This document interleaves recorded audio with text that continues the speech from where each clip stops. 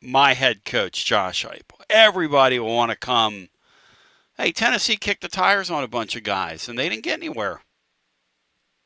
And they got I think a good dozen or so people raises in short order. But hey, they tried. I mean, last Saturday, when the orange and white game, and I put the title on my thing over in Spaces today. We need to put the video up on that one. And we're live on YouTube, by the way, today. So we look forward to hearing you there. Check out our YouTube channel. You can go ahead and go over there and subscribe. But I put the subject heading today is making sense of the last 10 days here. I don't know how you make sense of this. I mean, you got to make the best of it. I mean, you have no choice, you know? You're a fan. And it's here, there, and everywhere. Like, I was thinking about Maryland basketball. You know, it's pretty proud national championship one-time basketball program back in the day. They lost their entire team to the portal and their head coach because we're allowed to have free movement now. And Rodney Rice, who Tennessee thought they were going to get, just committed to USC this morning. Of course, when you got multiple teams offering you north of $3 million, I mean, how are you not going to take that?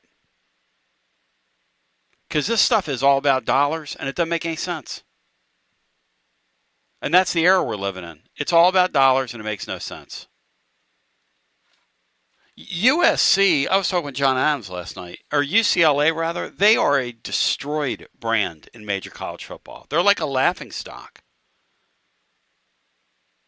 And Nico's father has a pickup football team out there. That's what they're doing. And Deshaun Foster's the coach. Nobody going to win on this thing. Nobody's winning here. You got to make the best of it. And so I want you as the living listener to help me.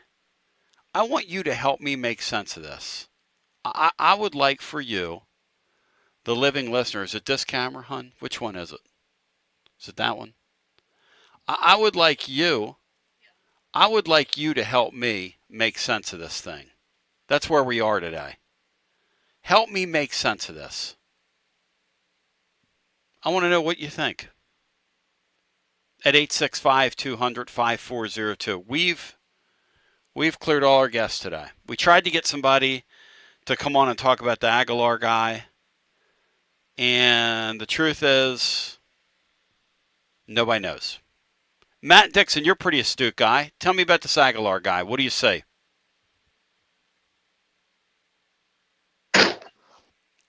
Well, he's got a pretty live arm. He takes chances downfield. Yep. I'll give him that. Yep. He'll throw the ball. He's not really a game manager type. He's kind of a more of a gunslinger. Really, kind of like I guess he's kind of like Gaston Moore in that way. Oh, okay. I thought you were going to say the club master. Because he looks just like Garantano. He does look eerily similar to him. Oh, my gosh. I was having as long as he's not wearing number 2. Brutal flashbacks. No offense to Gitmo. Can score more than 24 points. Who's out there listening to us. Yeah. Now, I know that the turnover stuff is concerning, and this past year he regressed when I guess it looked like he had the same offensive coordinator and most of his skill guys were back. Yep. And he kind of regressed, pretty considerably, which you got to wonder what was that. And Appalachian State just wasn't any good anyway, and they fired their coach. Mm-hmm. He was their backup. He's from the West Coast. Mm-hmm. He was kind of a nondescript JUCO player that went to Appalachian State and was going to be the backup quarterback there. And then had a lot of success. They kind of, in a way, found a little something there with him, and hopefully Tennessee can do that as well. You're not going to get a Hendon Hooker lucky, but maybe you find something that works at least for 1 year. And that's all you need this thing to work for is 1 year. And look, Matt, you said something pretty profound last week that Bino repeated that we featured in the blog today, as well as just several odds and ends on this deal. For instance, the I'm never going to leave your family embarrass themselves in this whole thing. It's an embarrassment. What these people have done is a complete and total book it, put it in stone. Mr. I'm never going to leave, the tribal chief, you embarrassed yourself. And the only question I have, Deshaun Foster's meeting the media here in a little bit out there.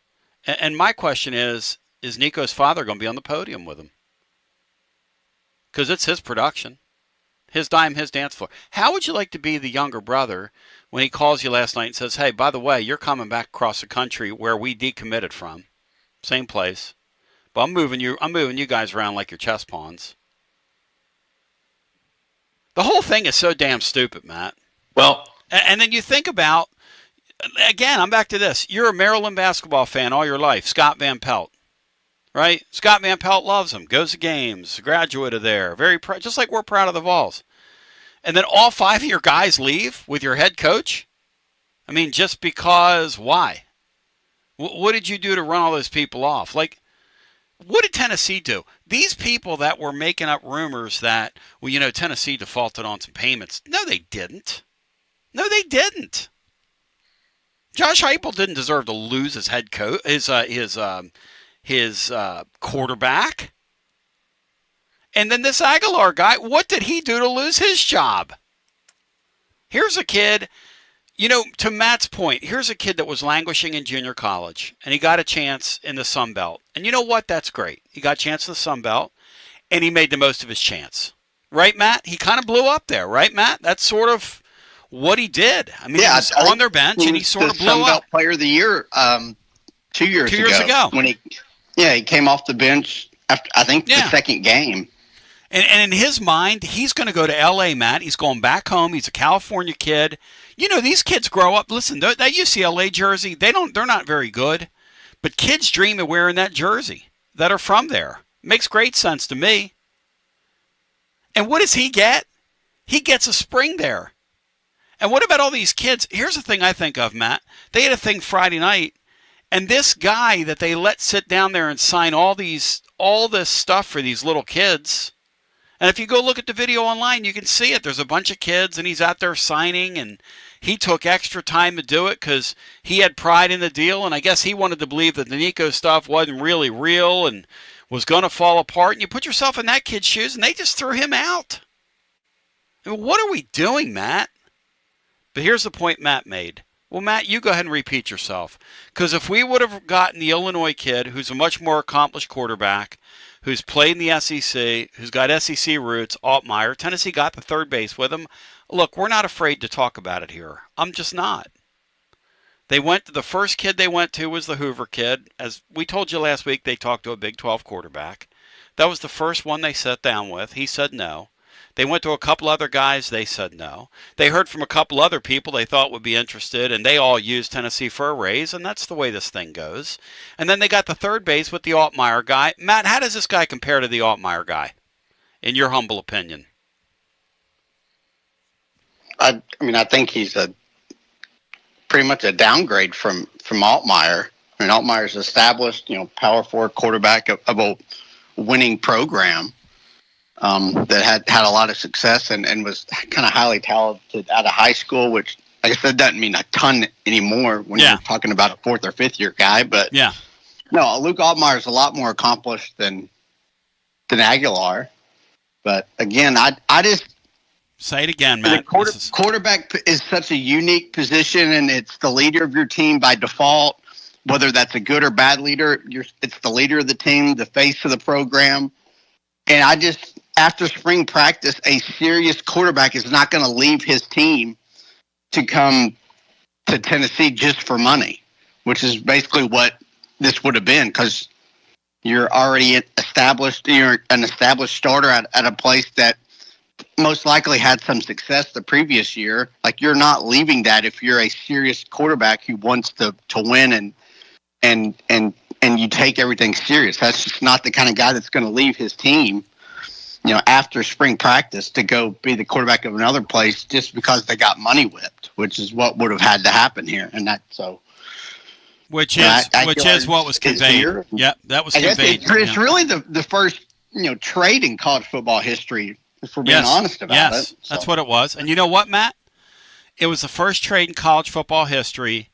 And if it happened in the NFL, they would say Tennessee got fleeced, right, Matt?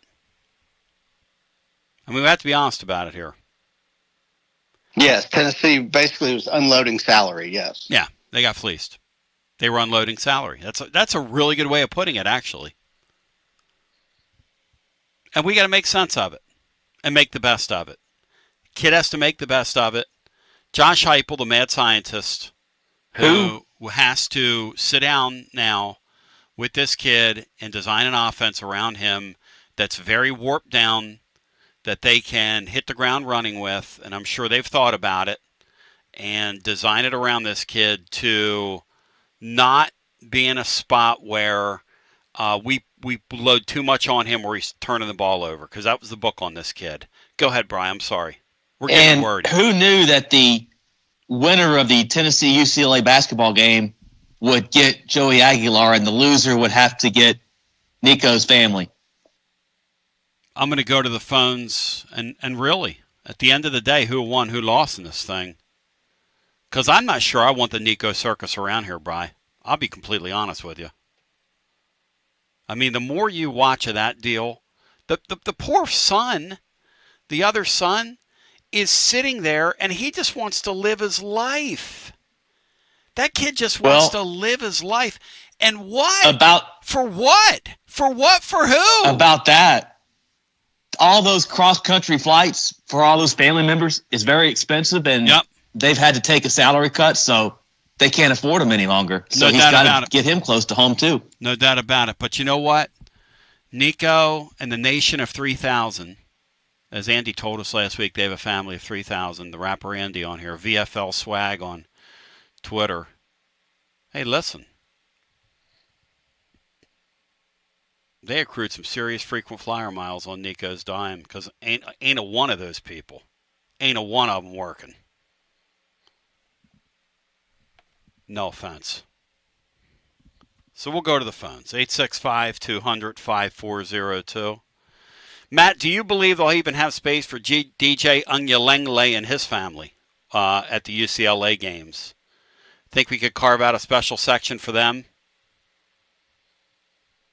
Despite what national media members, claim every January 1st, it's the greatest place to watch college football. There's about 30,000 empty seats every time UCLA takes the field in the Rose Bowl.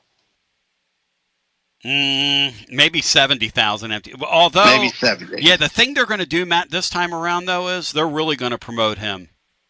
And that's the thing about Nico. Till we saw him on the field last year, I got so fooled, man. And I've told him myself, but I'm trying to make sense of this right now. The last 10 days, I want you to help me make sense of this. Have we landed on our feet? Did we crash land and we're getting up and we're trying to pick up the pieces? What have we done here? I want you to tell me that. In your alleged opinion, have we landed on our feet in this deal? Or is it, or is it somewhere in between? Or is it somewhere in between? The Tony Basilio Show over on YouTube, if you want to subscribe. We dropped a short last night as soon as this thing happened. You're going to hear, by the way, on the Hoops recruiting, because they're going to sign 2 more guys now. They're going to get Akpara's brother, 2 more, and they're going to hold 2 slots. They're going to sign to 13. They can go to 15, but they're going to hold 2 slots and wait and see on this 5th-year thing. And there's a belief in college basketball, guys, try this on for size. There's a belief that this court case in New York is getting ready to open the floodgates. How do I know? A bunch of guys that were 4th-year players that just expired their 4th year of eligibility jumped into the transfer portal yesterday. Why would they jump into the transfer portal? You tell me why. Because they think that court case in New Jersey is getting ready to pop. You can't make, this, to those of you that like chaos and change, and some of you love chaos,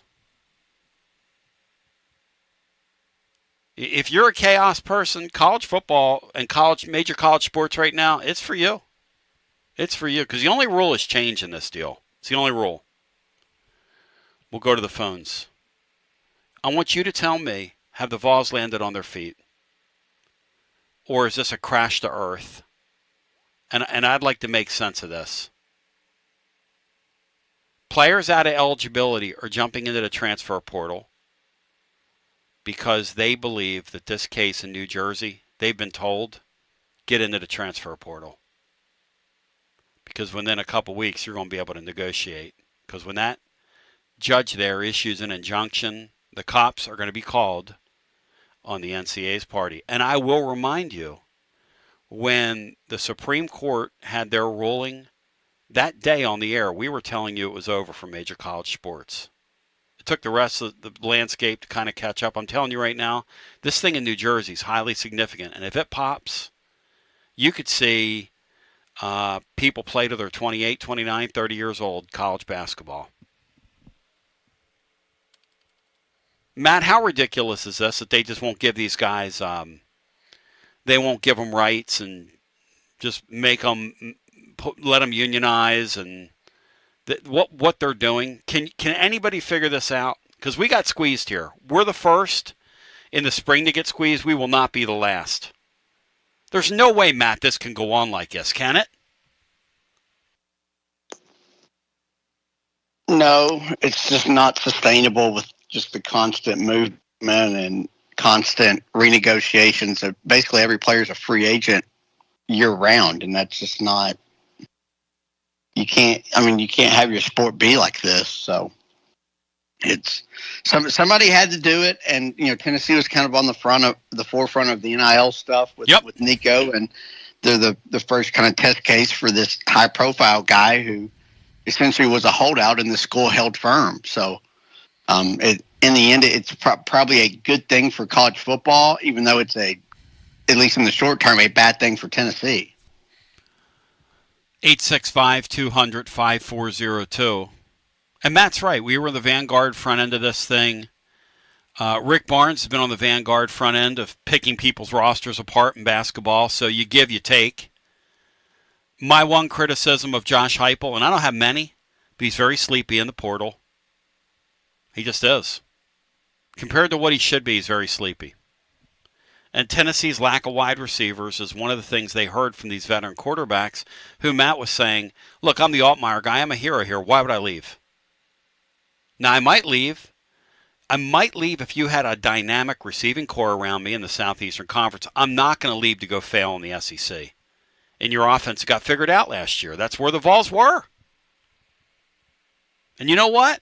That's kind of a fair thought on Altmaier's part. Yes or no, Matt? Fair thought, and then we go to the phones. Yeah, that's fair. I mean, that's the excuse I would probably use. Yeah. If I was one of those quarterbacks. Sure. And you gave that excuse? Those guys were not going to leave, though, to Matt's point. It's going to happen eventually, though. Somebody is going to get money whipped. It's a matter of time. Oh, you mean they pull a quarterback out of the spring? Sure. Where they do that, a guy established someplace is going to get talked into going somewhere else. The two things I think you'll see.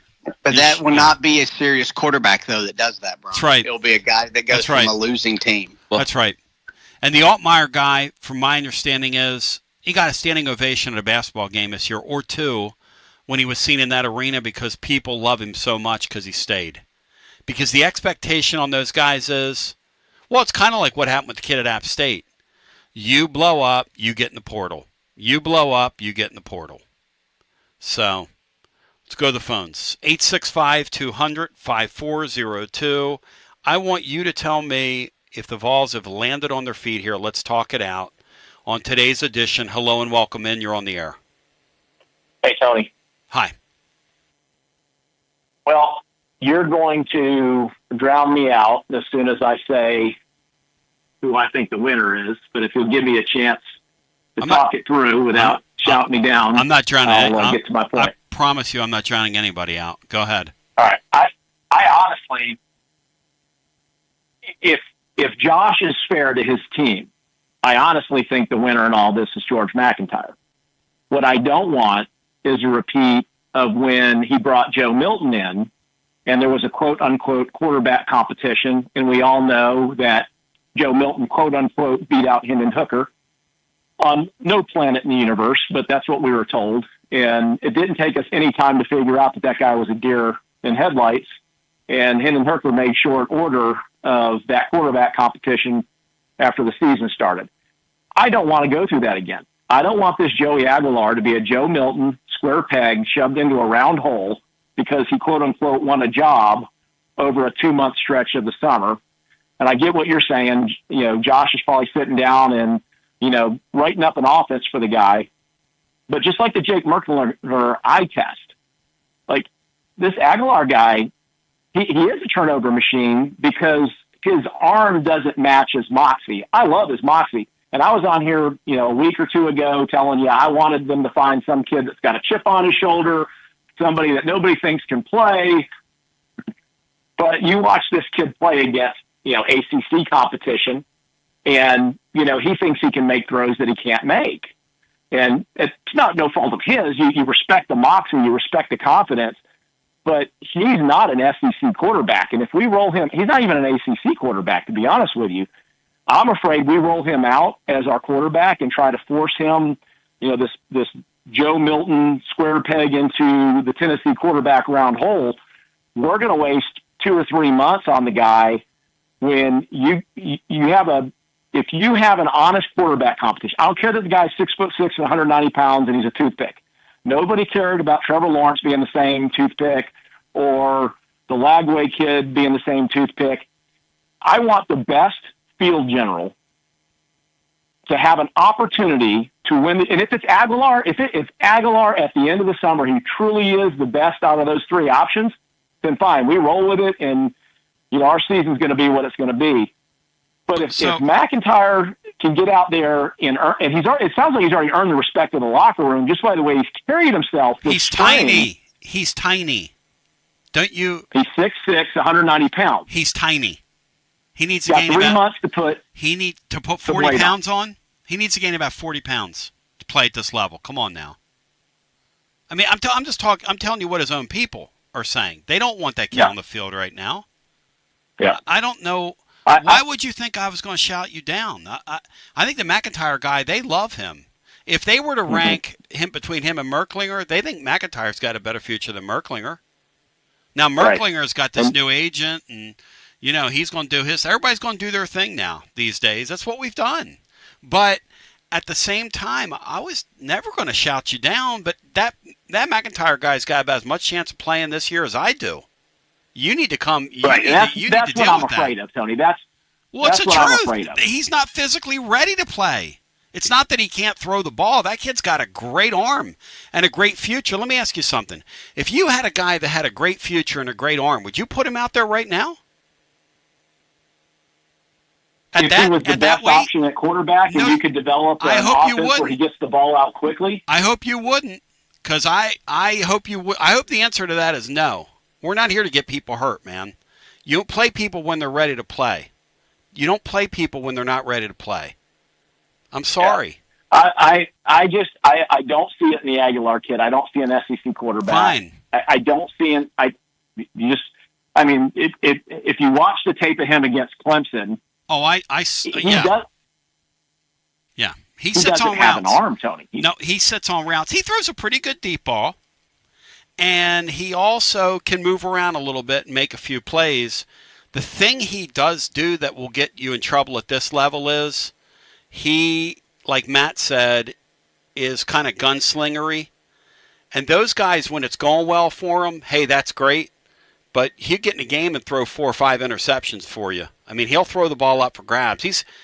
And that's, you know, they're going to have to figure out a way to coach out around him because, look, I think they're going to go with him. I think, much to your chagrin and other people's chagrin, they're going to call this thing a quarterback competition. They're not paying that guy $1.2 million to come in here and sit on the bench. Now, if he flat out stinks and he can't play at all and they get him in camp and they figure out, hey, this guy stinks, then maybe they go with Merklinger.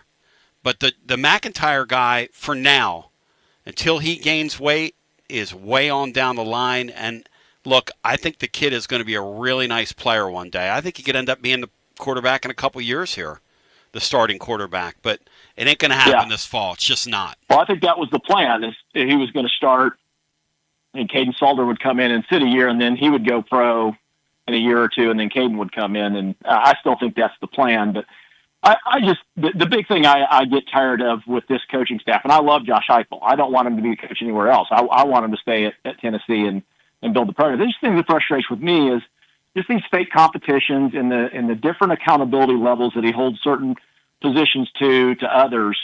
And, you don't see him treat the wide receiver room the same way he treats, the DB room. And he certainly didn't treat the quarterback room the same way he treats the offensive line. And I would just like to see some consistency. You get your playmaker. You can't tell me that Mike Matthews wasn't our second best wide receiver last year. Just, when the kid was on the field, he made plays. Putting that kid behind, he's got a history of doing this kind of stuff. I can't be the only fan that drives crazy, knowing that this Aguilar guy is coming in out of nowhere. The third best quarterback on the roster is most likely going to be our starting quarterback. I think we're all preparing ourselves for that. I just don't think it's going to end well. I don't think the kid can play at the Power 5 level, but I hope I'm wrong. I do hope I'm wrong. Thank you. I also hope that there's a path for George McIntyre to get in there this year. Thank you. It's not going to happen. But I'm not going to shout you down, but that's just not going to happen. 865-200-5402, and they want to look. If I have a prospect, the last thing I'm going to do is put the prospect in there before he's ready. It's called seasoning. There's a reason why Drew Gilbert, he's been injured, but there's a reason why guys like that, spend time in minor league baseball. You want to stair-step this stuff. The last thing I want to do is throw you in there and blow your confidence and blow your mind. So we're off to a running start. Brian, what would you put him down for? Did the Vols land on their feet with this acquisition last night, or the Vols crash down? Where does that gentleman, where are we going to put him? What category? It definitely doesn't sound like he thinks they landed on their feet. I'm going to put him down for crash down. Crash down. We'll come back on the other side as we continue. Check us out over at YouTube, The Tony Basilio Show. And set your notifications there because we'll go live. Tonight, I hope to have a couple of hot, fresh names for you. The Tennessee basketball. I know they had, you have to. They've got a list they're working through right now. They've been very good about identifying these people. The Freeman thing really surprised them. The Freeman kid got kind of scared off by Nate Ament. And I'll be honest with you, Nate Ament a month ago, if you'd have told me he was coming here, I'd have told you were crazy. Because Nate Ament doesn't end up at places like this. And Freeman does. And Matt Dixon, I'm going to ask you on the other side, one Nate Ament or 3 or 4 guys like Freeman, what would Tennessee have been better off doing? Because they're outside their lane right now. They generally stay in their lane, and they have been. And they don't get involved with guys like Ament. And I want to ask Matt's thoughts on that as we continue. And then we'll get some more calls in on, did the Vols land on their feet in this situation? Because they had to make the best of just a horrendous situation that was done to them by that family. The tribal chief, who's got both kids now out in the circus in UCLA under the big top. As we continue with more after this. Life never stops moving. And between the 30-minute commutes, daycare pickups, weekly soccer practice, Tuesday night yoga, X number of coffee runs, and that weekend trip to Grandma's, you're racking up the miles. What you need is a tire that can keep up. A tire designed for doers. A tire that's going to last. Like the exceptionally long-lasting Michelin Defender tire. With an 80,000-mile warranty and the safety and comfort you expect, you can forget all about the miles ahead and focus on getting to your destination or conquering your to-do list. Fleet Tire, I-275 exit 1B at East Woodland Avenue in Knoxville. That's Fleet Tire, I-275 exit 1B at East Woodland Avenue in Knoxville. Fleet Tire. Jeff Hall here. I'm a partner at Rather & Kittrell Capital Management. And here at Rather & Kittrell, we understand that life is full of transitions.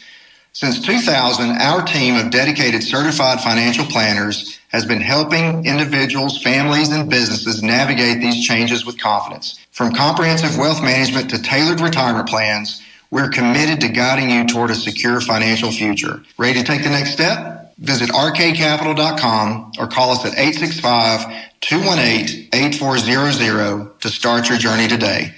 Rather & Kittrell is a registered investment advisor.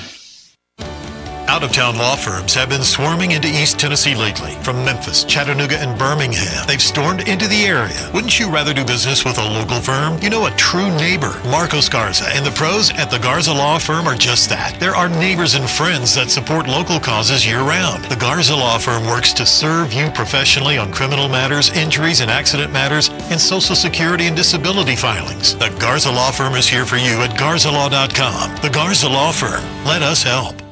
Are you stuck in a dead-end job or ready for a new challenge? Do you feel like it's time to try a new career? Well, it's time to change lanes with TLD Logistics. My friends at TLD Logistics have some really exciting opportunities for you to learn a new skill with a new 5-acre driving academy that's now under new leadership with all new course material. And the best part, it's absolutely free. What a great deal to set you on the road to higher pay.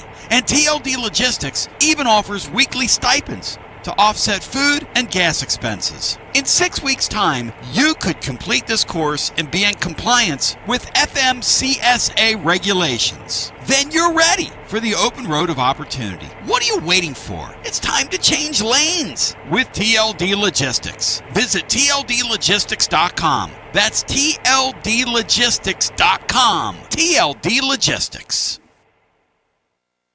Ward Dumpsters, your local and veteran-owned dumpster rental company, has 12 and 15-yard dumpsters, week-long and weekend specials. House cleaning, remodeling, yard cleanup, or construction, Ward Dumpsters has the dumpster for you. Servicing Blount County, Loudoun County, and Knox County since 2015, go to warddumpsters.com to reserve yours today or give us a call, 865-606-3011.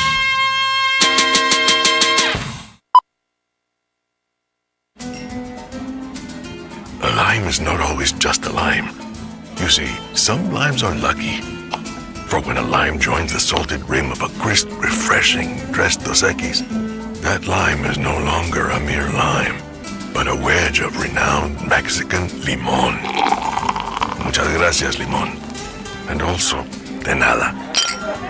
Enjoy Dos Equis responsibly. Copyright 2024 Dos Equis, imported by Cervezas Mexicanas, White Plains, New York.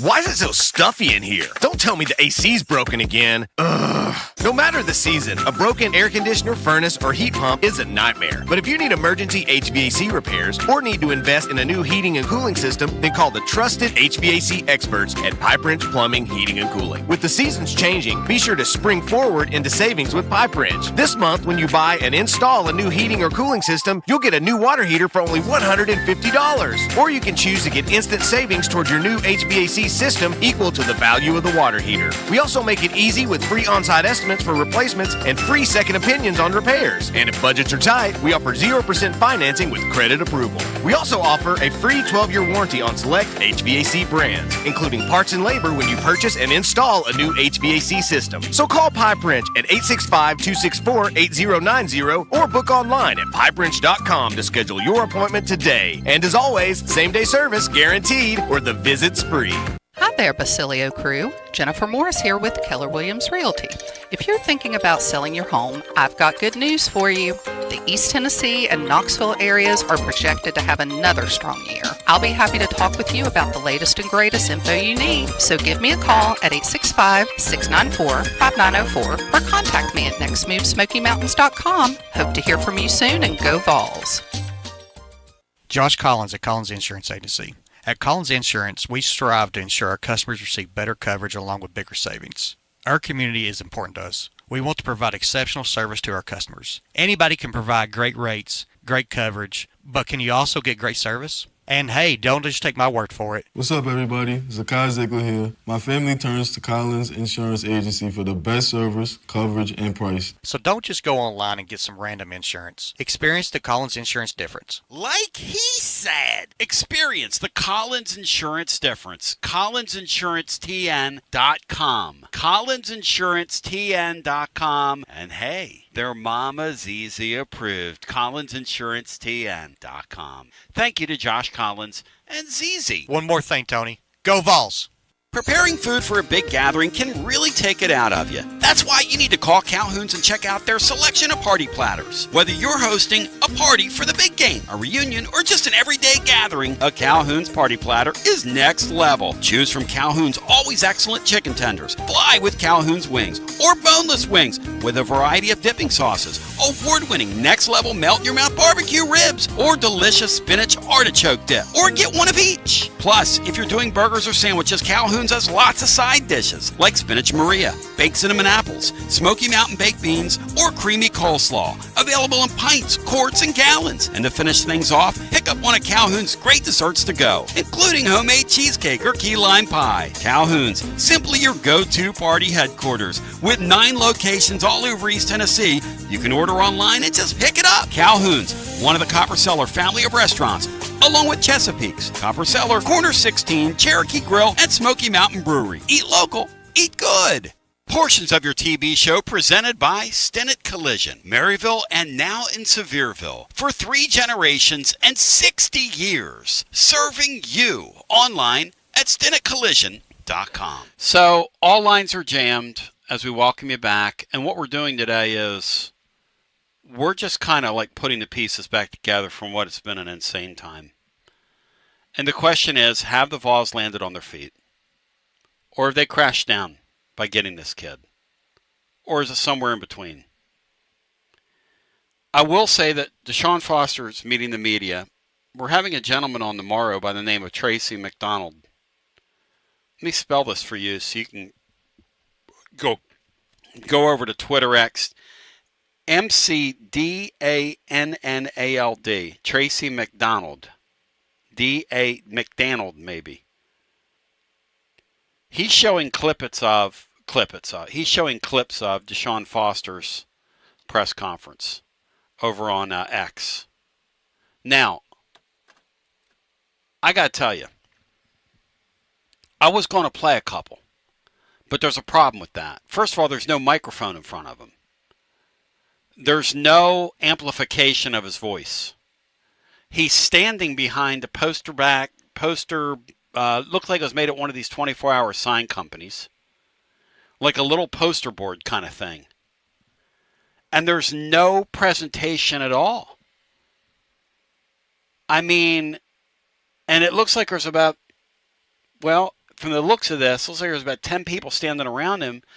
But Deshaun Foster speaks so his voice does not project. And so this is what it sounds like. I want you on and I compete. I mean, I'm not going to play that on the radio. My job's to hold listeners, not repel them. Go to the phones. I mean, I would encourage anybody to go look at that. That's what the Gitmo family, that's what these people have signed up for. The Polynesian, the high priest, the high chief.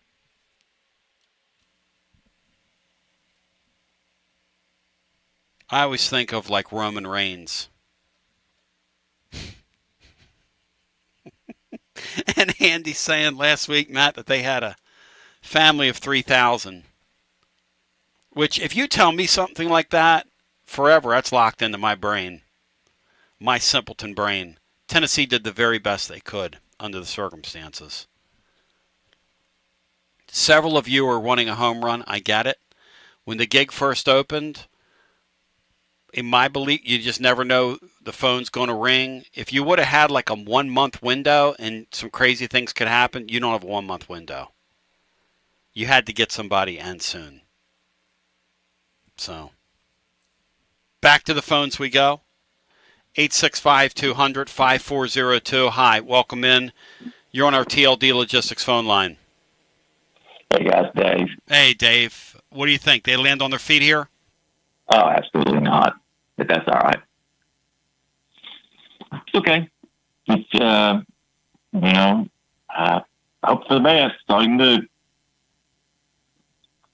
I agree with the other guy that McIntyre's got the brightest future, but, he's a stick. Yep. So, it is what it is. I want to get to basketball real quick. Let's do it. Let's do it.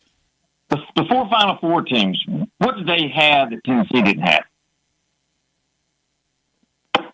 Go ahead. I'm not going to play the game. Somebody that could score. Multiple high percentage 3-point shooters. Yep. Okay. This team that this Rice thing.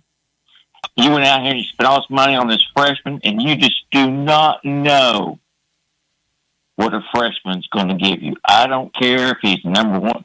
He's not going to be Cooper Flagg. Cooper Flagg's a man. Yep. You're right. He's built like a man. This kid's 190 pounds, 6'9". You got a great point. And I don't know what Barnes thinks, and it's his business, not mine. Yep. But you got to have multiple. Let me tell you something. Florida, in the first half against Houston, Clayton wasn't hitting anything. Martin wasn't hitting anything. But the other guy that they have, that Richards, that the other three good high percentage 3-point shooter, he was 4 for 4 in the first half. They had multiple options of guards that could shoot from the perimeter. Yes. This year, Tennessee had one. ZZ's a horrible shooter from the 3-point land. Gainey's a 30% shooter from the 3-point land. You have to have. Now, this Rice kid is a 38% career 3-point shooter, high volume. Yes. This kid should have been a priority. He's going to cost you $3 million. He's going to cost you $3 million. But he's already played at this level, and he's already proved himself. Hey, Matt, he walked me right into this. What do you think, Matt? Because I'm of the mindset that I believe in the known, and that's why I'd be like Rick Pitino, and I would use the portal. But part of me is kind of gleeful that Tennessee stole a player from Duke, just that they did that. But I don't know. Is it vanity? I don't know. Is it vanity that I feel that way? Rick Barnes has fallen in love with this kid. He's in love with him. He thinks he's going to be an incredible player. He thinks he's going to be an incredible player right away, which is why they're doing this. Matt, where do you come down on this? Well, you just got to trust Barnes and hope his eval's right, and he develops him, the best way possible. But no, Dave's got a good point. You got to have shooters. You got to have scorers. Now Gillespie's, I think he's a 40% 3-point shooter the last 2 years. He is. And I think he made like 87 at Maryland. So he's an upgrade over Ziegler in that aspect. If you get Gainey back, I think Gainey could be a really, really nice all SEC type wing if he were to return. But no, Dave's got a good point. You do need you got to be able to knock down shots, and Tennessee just has struggled doing that, and really did last year minus Lanier. And so from here, Dave, they're going to add Akpar's little brother to keep Akpar in the boat and happy. Estrella's coming back basically for the same amount of money he was making, and he's gonna gamble on that he's going to be healthy. They're going to gamble he's going to be healthy. Phillips is coming back, and he is going to develop. So they're going to be pretty good down low. And Akpar is probably going to develop. But to Dave's point, the hunt for wings is on, and Rice would have solved so many issues. Tennessee felt really good about the visit they had with him. But look, when you're only offering 1.8 and somebody else is offering 3.2, that ain't $400,000 like last year with Lanier. Even as good as that spot is done, I will tell you, Dave, they have a couple other names that you're going to see emerge that are pretty good players. And don't be surprised. Don't be surprised if somebody walks into the portal this afternoon that they get involved with as well, because the portal closes tonight at midnight, and I was told there will be several guys, high-level guys, that are going into the portal between now and then just to see if they can either fish at a place like Tennessee or pull some more money out of where they are. Tony, we can't hope for stuff like that, like we hope for a quarterback to walk into the portal. I mean, you got to go out. Listen, if you want to win, let me say, I'm a Cardinal fan. Let me tell you why the St. Louis Cardinals suck. Because they're spending $55 million less than the Chicago Cubs. Because they're spending almost $200 million less than the New York Mets. That's why the St. Louis Cardinals suck. And they have an owner that's cheap. In a baseball town that loves it. Sells out all their games in the summer. In a baseball town that loves it. With a huge footprint across America's heartland. That's a disgrace that they would operate like a small market team. The Cardinals are a blue blood. Yeah, question. It's a disgrace. I went to my first game in 1969. Wow. And it's a disgrace. All my cousins, they live up in Illinois around the St. Louis area. They grew up, my mom grew up with it. It's a disgrace. My grandmother took me to games. It's a disgrace. We have an owner that doesn't care about it. But in today's sports, you got to spend money. And supposedly we got this $10 or $11 million we're going to spend. Well, we didn't get Freeman. Right. We didn't get Rice. Now they're talking about bringing in Duke Miles, a guy that averaged 7 points a game in SEC play for Oklahoma last year. Auburn overpaid for Freeman. What do you want him to do? What do you want Tennessee to do there? The kid got scared, and Barnes appealed to the fact that, hey, you're not going to start. You're not going to start there. They're going to make you a bit player, which maybe they would have. Maybe they would have made him. If this kid blows up, like Matt said, if this freshman blows up, we're going to have a moot conversation. This thing's either going to end really, really well, or it's going to be a spectacular gamble that failed. Because they spent $4 million on this dude, Dave. Speaking of spending money. Rice was going to be your two-guard starter from day one. He's already proven himself at this level. He's already played with the point guard. They've had chemistry together. That was going to be such an easy transition. And to let this guy go out to the left coast, out there, that shithole out there in Los Angeles, excuse my language, I'm sorry, that we should have gotten what it's never, for whatever reason, we just repeat the same things every year. You got to have shooters. Dave, thank you. It's not like Dave to belabor a point on your TLD logistics hotline as we go back to the phones. 865-200-5402. All lines are jammed as they will stay throughout. Let's get our next call in. Hello and welcome. You are live on the Tuesday edition. Welcome in. What's going on, Tony? Who's Vol Ryan? What's up, Ryan? Before I get started, can I say on behalf of the listeners, there are two things I love. Negative Dave and the Surly Mark in Columba. And I believe Negative Dave is back. And I'm here for it. What do you think? I think Dave might have just had a heel turn today, Matt. The couple days after WrestleMania, he just came from the side and whacked me in the back of the head with like a frying pan, Matt.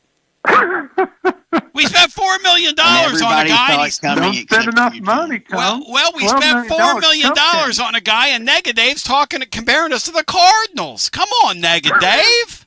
That's ridiculous, Dave, you clown.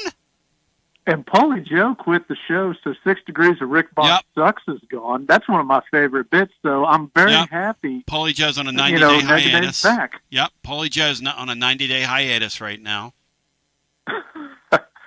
Well, Tone, down to business.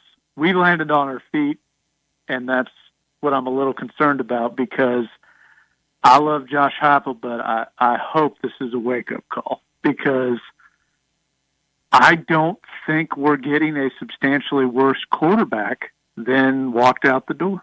And isn't that kind of the point that Coach Heupel, love you, you haven't recruited a good quarterback yet because you did not recruit Hendon Hooker. Now, Milton, I wouldn't go as far to say Milton is not a good quarterback, but he's okay. And Nico was okay. That's 0 for 2, bud. If you go 0 for 3 in this league, you tend to get fired. I'm sorry. Matt, what do you think of that observation from him?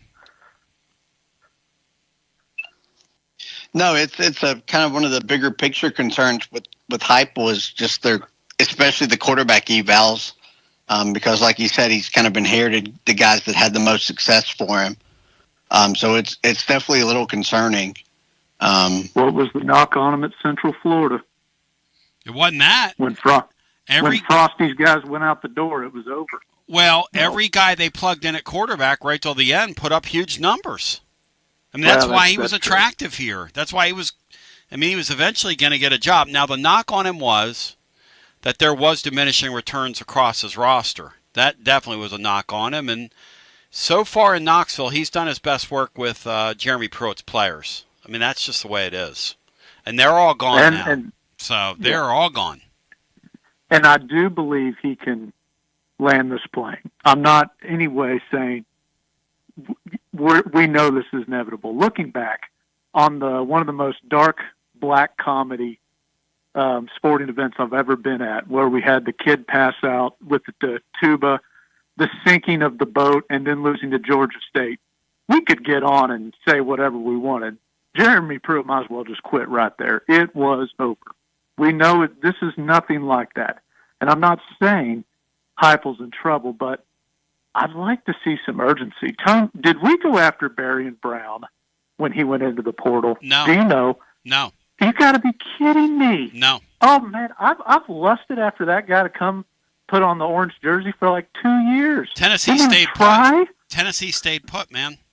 They stood pat. That's what I'm talking about. He's too good to do this.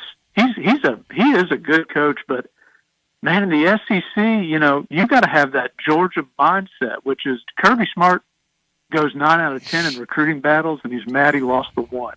Mm-hmm. And Heupel, it's like, he's cool with 3 out of 10. Sounds like I'm not saying you go 10 out of 10, but man, how about 5? Well, it's kind of like this thing with this Rice. It's kind of like the thing with this Rice guy, right? Friday, it looked like Tennessee was going to add all 3 of those guys. It's a pretty good consolation when you sign the highest-ranked player that's ever come to your school, the number 3 overall player in America, who a lot of people think could be the number 1 pick in the draft next year. So that's a pretty good consolation prize when you go 1 out of 3. To your point, to get to the point where you're 1 out of 3, you have to get involved with 3 players that people want. And Tennessee right now is to the point where late in the spring they're trying to pull a guy from San Jose State. I don't know if he can play at this level, can he? I don't know. Well, I know the Brown guy can play in this league. We know the Brown guy can play in this league, and that's kind of your point. He's from Nashville, he's from Middle Tennessee. Well, come on. What did Georgia do? And maybe it didn't work out for Georgia last year, but Georgia went right to Missouri and got their best receiver in last year's portal, and they're at the top of the sport. I just don't understand Josh Heupel's lack of urgency, like he's at Alabama and he's won 3 national championships. People say to me, the transfer portal last year wasn't very good. Hey, Ryan, you got to make the transfer portal good. You got to walk guys into the portal. It's you. It's you that does it. It's not the transfer portal. Yeah, and I love Coach Heupel. I'm not saying everyone panic, but I'm saying if the Buckeye game wasn't a big enough wake-up call, and if this ain't a big enough wake-up call, then I'm starting to be a little concerned. Not next year, not the year after that, but about 3 years from now. I think we can that's look fair. back and say, yikes. Out the door. Yes. Tone out the door. On October 25th, I just looked it up. UCLA comes to Bloomington, Indiana to play the Hoosiers, and Tennessee goes to Lexington to play the Wildcats. Uh-oh. We ought to have a little watch party, and we could all be Hoosier balls. We could do a gimmick where I could bring some red shirts. People could put them on with the orange hats, and we could all be Hoosier balls. Wouldn't that be kind of a fun gimmick? Brian Hartman, are you in or out on his watch party? I'll pass. Ryan, on that. Ryan, have a good day. Ryan, have a good day. You be a Hoosier ball, Ryan. You do you. You're out of here. Stick a fork in him. 8-6, but I love you, Ryan. You're a good person. You got a great spirit about you. But I ain't wearing no damn red of the Hoosiers.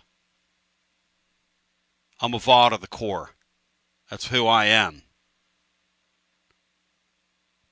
We come back on the other side, 865-200, 5402. Matt Dixon broke the baseball team down in triplicate today. He moved right to left across your device over at tclub.team.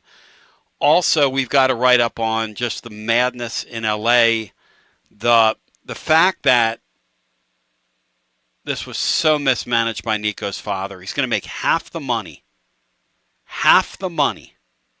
and then it's going to go 75% less as far as it would have gone in East Tennessee. So probably he's down 3 times in terms of earning potential. That is a lot less cross-country flights for the Nico Nation of 3,000. You couldn't get 3,000 flights now for what those 2 kids are making. And then the cherry on top is the brother goes there last night. I mean, as if this thing wasn't goofy enough. Gas costs what? $8 a gallon out there? Go! That's going to be hard to afford. Go! It's the hottest post-game show on the planet. Garza Law. 5th quarter fan reaction. Fan reaction. As soon as the final gun sounds, we're live. My friends at Calhoun's want to say Happy Easter to you and yours, and back by popular demand, it's our Calhoun's Feed 5-pack featuring melt-in-your-mouth prime rib. Imagine your family's reaction when they see what's in your Calhoun's Easter basket. Hot and ready to serve. Scrumptious prime rib, fresh mashed potatoes, incomparable spinach Maria, delicious melt-in-your-mouth garlic rolls, au jus, horseradish sauce. And this deal comes with fresh baked delicious cheesecake too. The offer's for a limited time and available for pickup Saturday and Sunday on the 19th and 20th. Hey, get your order in by the 17th. Oh, and one other thing. Are you in charge of bringing a side dish? All sides are available in bulk for pickup as well. So contact your nearby Calhoun's location. Get your order placed today. Happy Easter from Calhoun's, the taste of Tennessee. Tony Basilio, and we've got Chad Stockton with FC Alliance. Chad? Well, I'm up in Johnson City, Tennessee with our FC Alliance North location that we started this past fall. We are doing well. We kickstarted the spring season with games this past weekend, and we've got more games coming up the next few weeks. So we're excited about what the springtime holds for us. Our girls' ECNL is also into the middle of their spring season. They hosted a huge weekend this weekend coming from Pittsburgh and New York. The teams they hosted, good results. Hard teams they played all weekend long. We've got such a focus on skill development and focusing on what's the right way to play for our kids as we continue to grow. We're expecting our programs to continue to grow like they have been the past few years. Our tryouts are coming up in late May. For the U12 and under, it's the middle of May, and then for the older kids, it'll be late May. But we're expecting to grow not only in Knoxville, but also in Johnson City. And if you want more information, you can see what Chad's talking about and hear those kids and get involved. It's FCAllianceKnox.org. Again, FCAllianceKnox.org. Hey, Chad, thanks, man. Many happy returns, my brother. Thank you, Tony. Listen up, baseball fans. It's time to step up to the plate and get some new Tennessee gear from Alumni Hall. Don't you dare swing and miss by shopping elsewhere. Alumni Hall has the best selection, top brands for you to choose from. Shop in store, 3 Knoxville locations, or Bristol or Murfreesboro. Anytime online, anywhere in the world at alumnihall.com. Come grab your Tennessee baseball jerseys. Incredible. Oh, Coach Vitello's jersey, hats, decals, t-shirts, and so much more. Earn $10 in rewards for every $150 spent. Shop Alumni Hall, your ultimate Tennessee shopping destination. Go Vols from Alumni Hall. Tony Basilio along with the great Mark Griffin. And we're here to talk about our friends at Performance Medicine. And Griff, their slogan, stay educated, stay healthy. That's you. Wow, I really like to think that, Tony, and I'd like to give Dr. Rogers a lot of credit because I definitely want to stay educated and healthy, and knowing that he's putting the time and effort in to make sure of my care, I want to encourage our listeners to put the time to learn and become educated and get to know Dr. Rogers and see if it can help with your health as well. And there's a really, really easy way to do that. In fact, they've got their own YouTube channel. You can see Dr. Rogers for himself with his staff. It's called The Performance Medicine Show over at the Performance Medicine channel over on YouTube. Also, more information at performancemedicine.net. To our friends in North Knoxville, a brand new location over in Fountain City, now accepting patients. So many ways to reach Dr. Rogers. And like they say, stay educated, stay healthy. Performance Medicine, online, performancemedicine.net. TB here for Cedar Bluff Plumbing, a live and local company that's been serving our area for over 32 years and counting because every customer counts, and I mean, no job is too small. Cedar Bluff Plumbing just voted #1 by City View magazine because multiple plumbing experts are on call to serve all your plumbing needs. Chances are there'll be a plumber in your area when you call, and they won't send some salesman to your house. You're going to get a high character, trustworthy, highly trained plumber who will serve you. Not like some of these guys that look like they came off the set of America's Most Wanted. Cedar Bluff Plumbing is Basilio tested and approved and will go the extra mile for you because Chucky Mack is a servant of the people and my consigliere to the throne, celebrating over 32 years of serving living volunteers. Cedar Bluff Plumbing. Call 588-4448. That's 588-4448. Cedar Bluff Plumbing. If you listen to the show, you know I'm passionate about people among us that get up every day and make our community better. That's why I'm excited to tell you about Stinnett Collision in Maryville and now Sevierville. For 3 generations and 60 years, Stinnett Collision in Maryville and now Sevierville are making it better. Founded on integrity and customer satisfaction, Stinnett Collision is a family business that for 3 generations has a family tradition of treating customers, well, like family. Simply put, when you trust your vehicle to Stinnett Collision, the job is going to be done right to your satisfaction. A lifetime warranty covers our workmanship. Couple our family ethos with Stinnett Collision's highly trained technicians with a major emphasis on education and industry trends, and you have a winning combination. Stinnett Collision uses the most up-to-date tools and equipment available. Plus, we're OEM certified in most manufacturers, including Tesla and Rivian. Stinnett Collision, celebrating our 60th year of serving East Tennessee. See more of our story at StinnettCollision.com. Thank you, East Tennessee, for trusting us at Stinnett Collision. Jeff Hall here. I'm a partner at Rather & Kittrell Capital Management.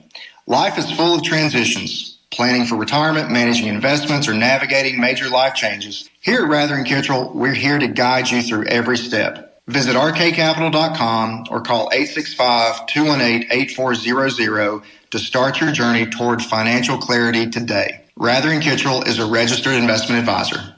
Your next opportunity to see your Knoxville Smokies in the brand new Covenant Hill Park is next week. And what a week it is. Great promotions every night, including honoring our healthcare workers, one of our favorites, Star Wars night, and get all dressed up for halfway to Halloween. But this park, you gotta check it out. Get your tickets now at smokiesbaseball.com. Knoxville Smokies. Ward Dumpsters, your local and veteran-owned dumpster rental company, has 12 and 15-yard dumpsters for week-long and weekend specials. Spring cleaning, remodeling, or yard cleanup, reach out to Ward Dumpsters today at warddumpsters.com. It's always magnificent. Mondays on the Basilio Show, presented by our friends at Fleet Tire. I-275 exit 1B at East Woodland Avenue in Knoxville. Fleet Tire, I-275 exit 1B at East Woodland Avenue in Knoxville. And now, back to B. TB back with you, 865-200-5402. It's hour 2, and that's what we do. Before we do anything else, let's keep it live, legal, and local. WJBE 1040 AM 99.7 FM. Translator W259AB. Powell, Knoxville. So today we had guests lined up. we were going to talk a bunch of like LSU baseball, some different things, and etc. But one thing you've got to do, those of you that aspire to do this, you've got to always respond. Can't be afraid to call audibles, and you got to trust your instincts. My instinct today is that we've got to take a day and really respond to the last 10 days. And I was telling these guys off the air, it felt like we were in a coaching search, and it's really exhausting, and it's silly. Because none of this ever had to happen. But it did. Tennessee was the first to jump in to the NIL pool, and they're the first to get pulled into the undertow of this whole NIL super quarterback era. And they got drug into the undertow here. Question is, did they survive? Or is Josh Heupel laying over there on the beach, in a few pieces? Did the Vols land on their feet here? Did they crash down? Or is it somewhere in between? Some of you make this thing sound like it's the Hindenburg, and that's okay. If that's what you want to be. I think this kid potentially could be pretty good. What was Nico last year? One of our callers said this earlier. All they need him to play is to Nico's level last year. Now, Mark and Columba and some of you want to pretend that Nico's a great player. Hey, more power to you. I will say this. Even as much as dismissive I've been toward Nico, if you were to say, hey, I will trade you Joey Aguilar for Nico, anybody in college football would make that trade with you. I'll give you Nico for Joey Aguilar. Everybody in college football. I'm not going to lie about that. If it was the NFL, you would say the Vols got fleeced. But like Matt said, this is a salary cap consideration. We're not paying this guy, so we're going to get him out of here. And maybe you take the money that you're going to pay Nico, the extra money he wanted, and you go add a couple receivers in the portal, which I'm trying to stay open to the concept that Tennessee does that. Do they do that? I don't know. They were going to do it, which is why you saw their name. It's why you saw their name linked with some wide receivers here recently in the portal. They were going to do it because the Altmaier guy wanted them to do that. It was one of the conditions for him to come here. Last week I had to speak in code on here. This week I can tell you what was really going on, and that's what was really going on. And I will remind you, we told you before the fact that they were visiting with a quarterback last Saturday. That was the Hoover kid. I can tell you that now. I didn't want to jeopardize any of that, because why? I mean, to have a story, I'm not going to do that. But at the same time, fans should be treated like adults in this whole thing. So let's go to the phones. People are like, well, why am I not here and they're involved with other quarterbacks? Well, I don't know. It's not my job to worry about what other people are doing. And by the way, it never has been.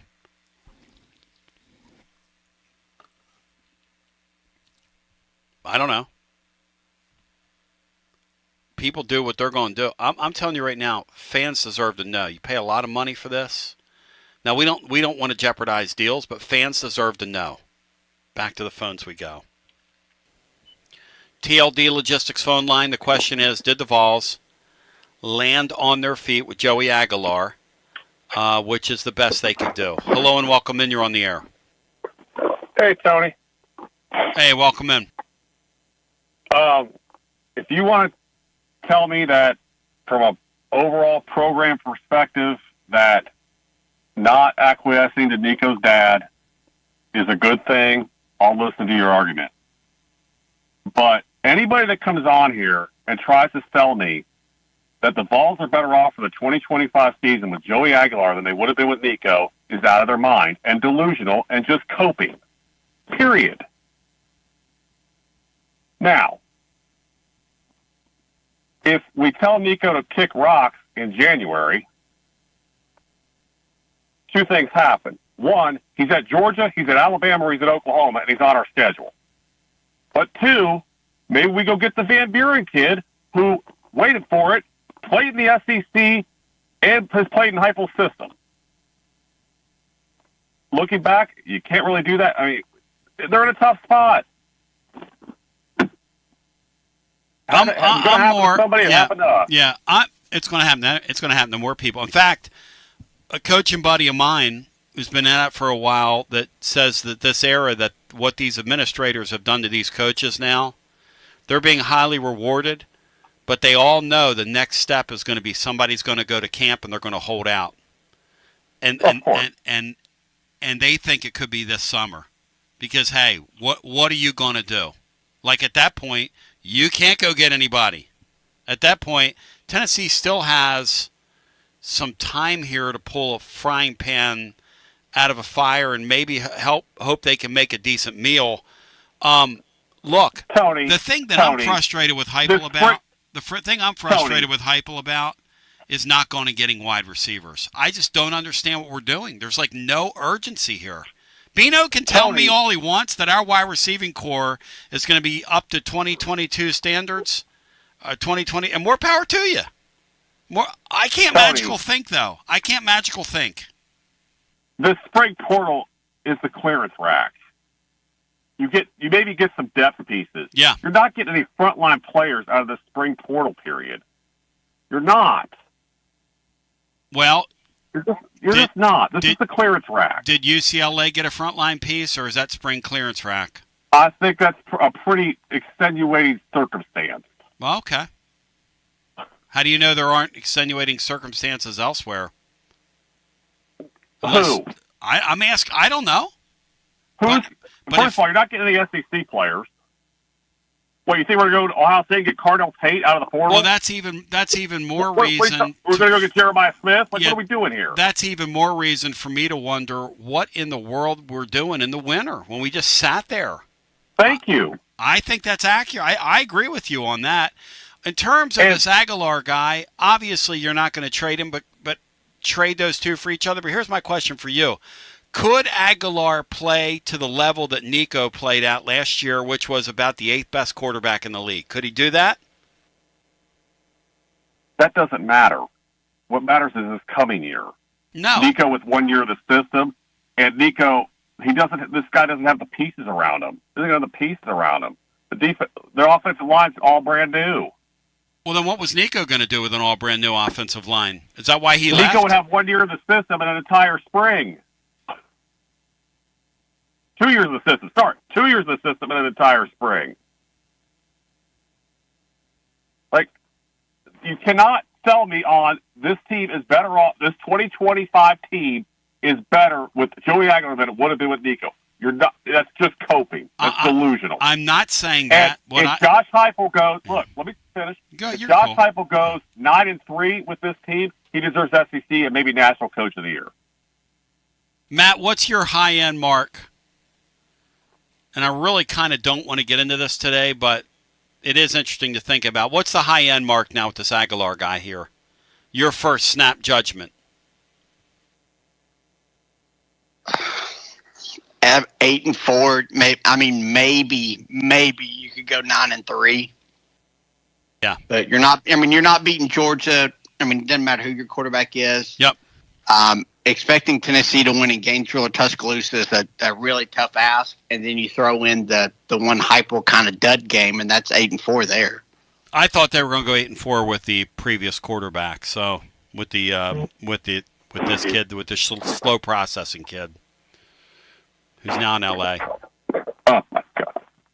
What do you mean? I'm not entitled to my opinion. The kid's got a 486 penny. The kid's got a 486.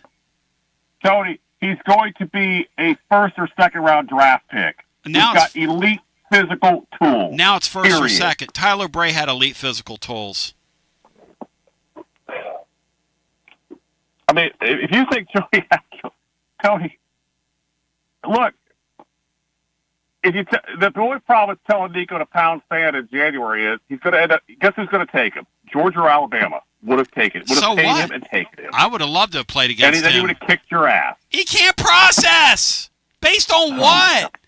Kick your ass based on what? What did you see on the field last year besides him running for his life in the Ohio State game? What did you see on the field out of him? on one occasion, he made throws that maybe 5 NFL guys can make. And Joe Milton does it too. And what's that mean? What are you talking about? Joe Milton started in the NFL last year. Whoa! Whoa! Period. Is Joe Milton hang on? He did. Is Joe Milton Is Joe Milton an NFL starter? Did he start an NFL game last year? Is he an NFL starter? What round did Joe Milton go in? Did he start an NFL game? What round did he go in? I don't remember. Okay, that's the point. And that's the point. And that's where Nico is. That's where he's heading. You guys are dreaming. Okay. If you think they're going to take that with all the baggage that kid has, and look, you might end up being right. But my take on it is the NFL, you better have more than a big arm if you want to be drafted highly in that deal. You better have more than a big arm. Well, he's got elite athleticism as well, Tony. Oh, he can really run. He can really move. Are you kidding? Are you kidding? You're joking, right? You've seen the kid run? Huh? I didn't call to argue this point. No. I'm not coping. I said this when he was our quarterback. He runs like a deer that was just born. Elite athleticism. Mark, you're not in reality when it comes to Nico. You're just not. Tony, didn't call to argue the point about Nico. Called to argue the point that anybody who's telling you the 2025 balls are better with Joey Aguilar than they would have been with Nico is delusional. Nobody's going to say that. Nobody's going to say that. But can he play to the level that Nico played to last year? I say he can. No. I say he can. Tony, this kid had to crawl on broken glass to get to UCLA for no money. Your guy Nico. I mean, and what did Nico just do? He crawled on his belly on glass for no money to Tony, UCLA. If he leaves in January, guess where he's at? He's at Alabama or What did Nico do? Tell me what he just did. If he was all that in a bag of chips, how come nobody wanted him? I want you to think about what you're saying right now. I'll answer your question. Let me answer your question. Because most of these teams' budgets are already accounted for. Illinois didn't want him. Illinois didn't want him. None of the teams in the Big 12 wanted him. None of the teams in the Ace. Oh, come on! They could have got Nico. I would have taken Luke Altmaier here. He's a first-round pick. If you told me we got Luke Altmaier here, I'd listen to your argument. He's a first-round pick with high-end ability. Mark, you got to really think about what you're saying, man.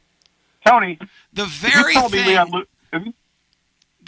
thing, Mark, you said about Joey Aguilar, Nico just did, but that doesn't count. Because you've decided that your narrative is because it's the spring portal. Come on, Mark. Be better than that. You're better than that. Tony, if you had told me we brought in Luke Altmaier, I wouldn't be having this conversation. I'd say we're going to go win 9-10 games. That kid can play. This kid can't play. Yeah, they got the third base with Altmaier. Couldn't get it home. You told me you bring him in? We're cooking with gas. Yeah, he couldn't get it home because his excuse he used was you don't have receivers, and maybe they don't. And so I'll be in agreement with you. You bring in Luke Altmaier, I'm excited. That kid can play. This kid can't play at this level. Not a chance. Colombo, thank you. Get us. He wins 8-9 games with this kid at quarterback. He's coach of the year. Colombo, thank you. Nico has as much chance of being a first-round pick as I do. I don't understand this. He might get drafted, but he ain't being no first-round, second-round pick. No. And after the year he's about to put up in UCLA, you talk about being exposed. Let me tell you something. I don't see that coach developing a quarterback the way he should be developed. The Big Ten is not an easy league. It's not easy. Now, they have some garbage teams on their schedule, but he's going to play some big boys playing in that league. And he better learn to read and recognize at the line of scrimmage because he got hit way too much last year. Way too much. And these are Watson Brown's words, who will join us tomorrow, not mine. But the truth about it is that he got hit, and it was his own fault. Hey, we had a quarterback here that used to go to the line of scrimmage, and they would rush 7, and we had 5 blockers, and he wouldn't add protection and just get hit. Man, you can't do that at this level.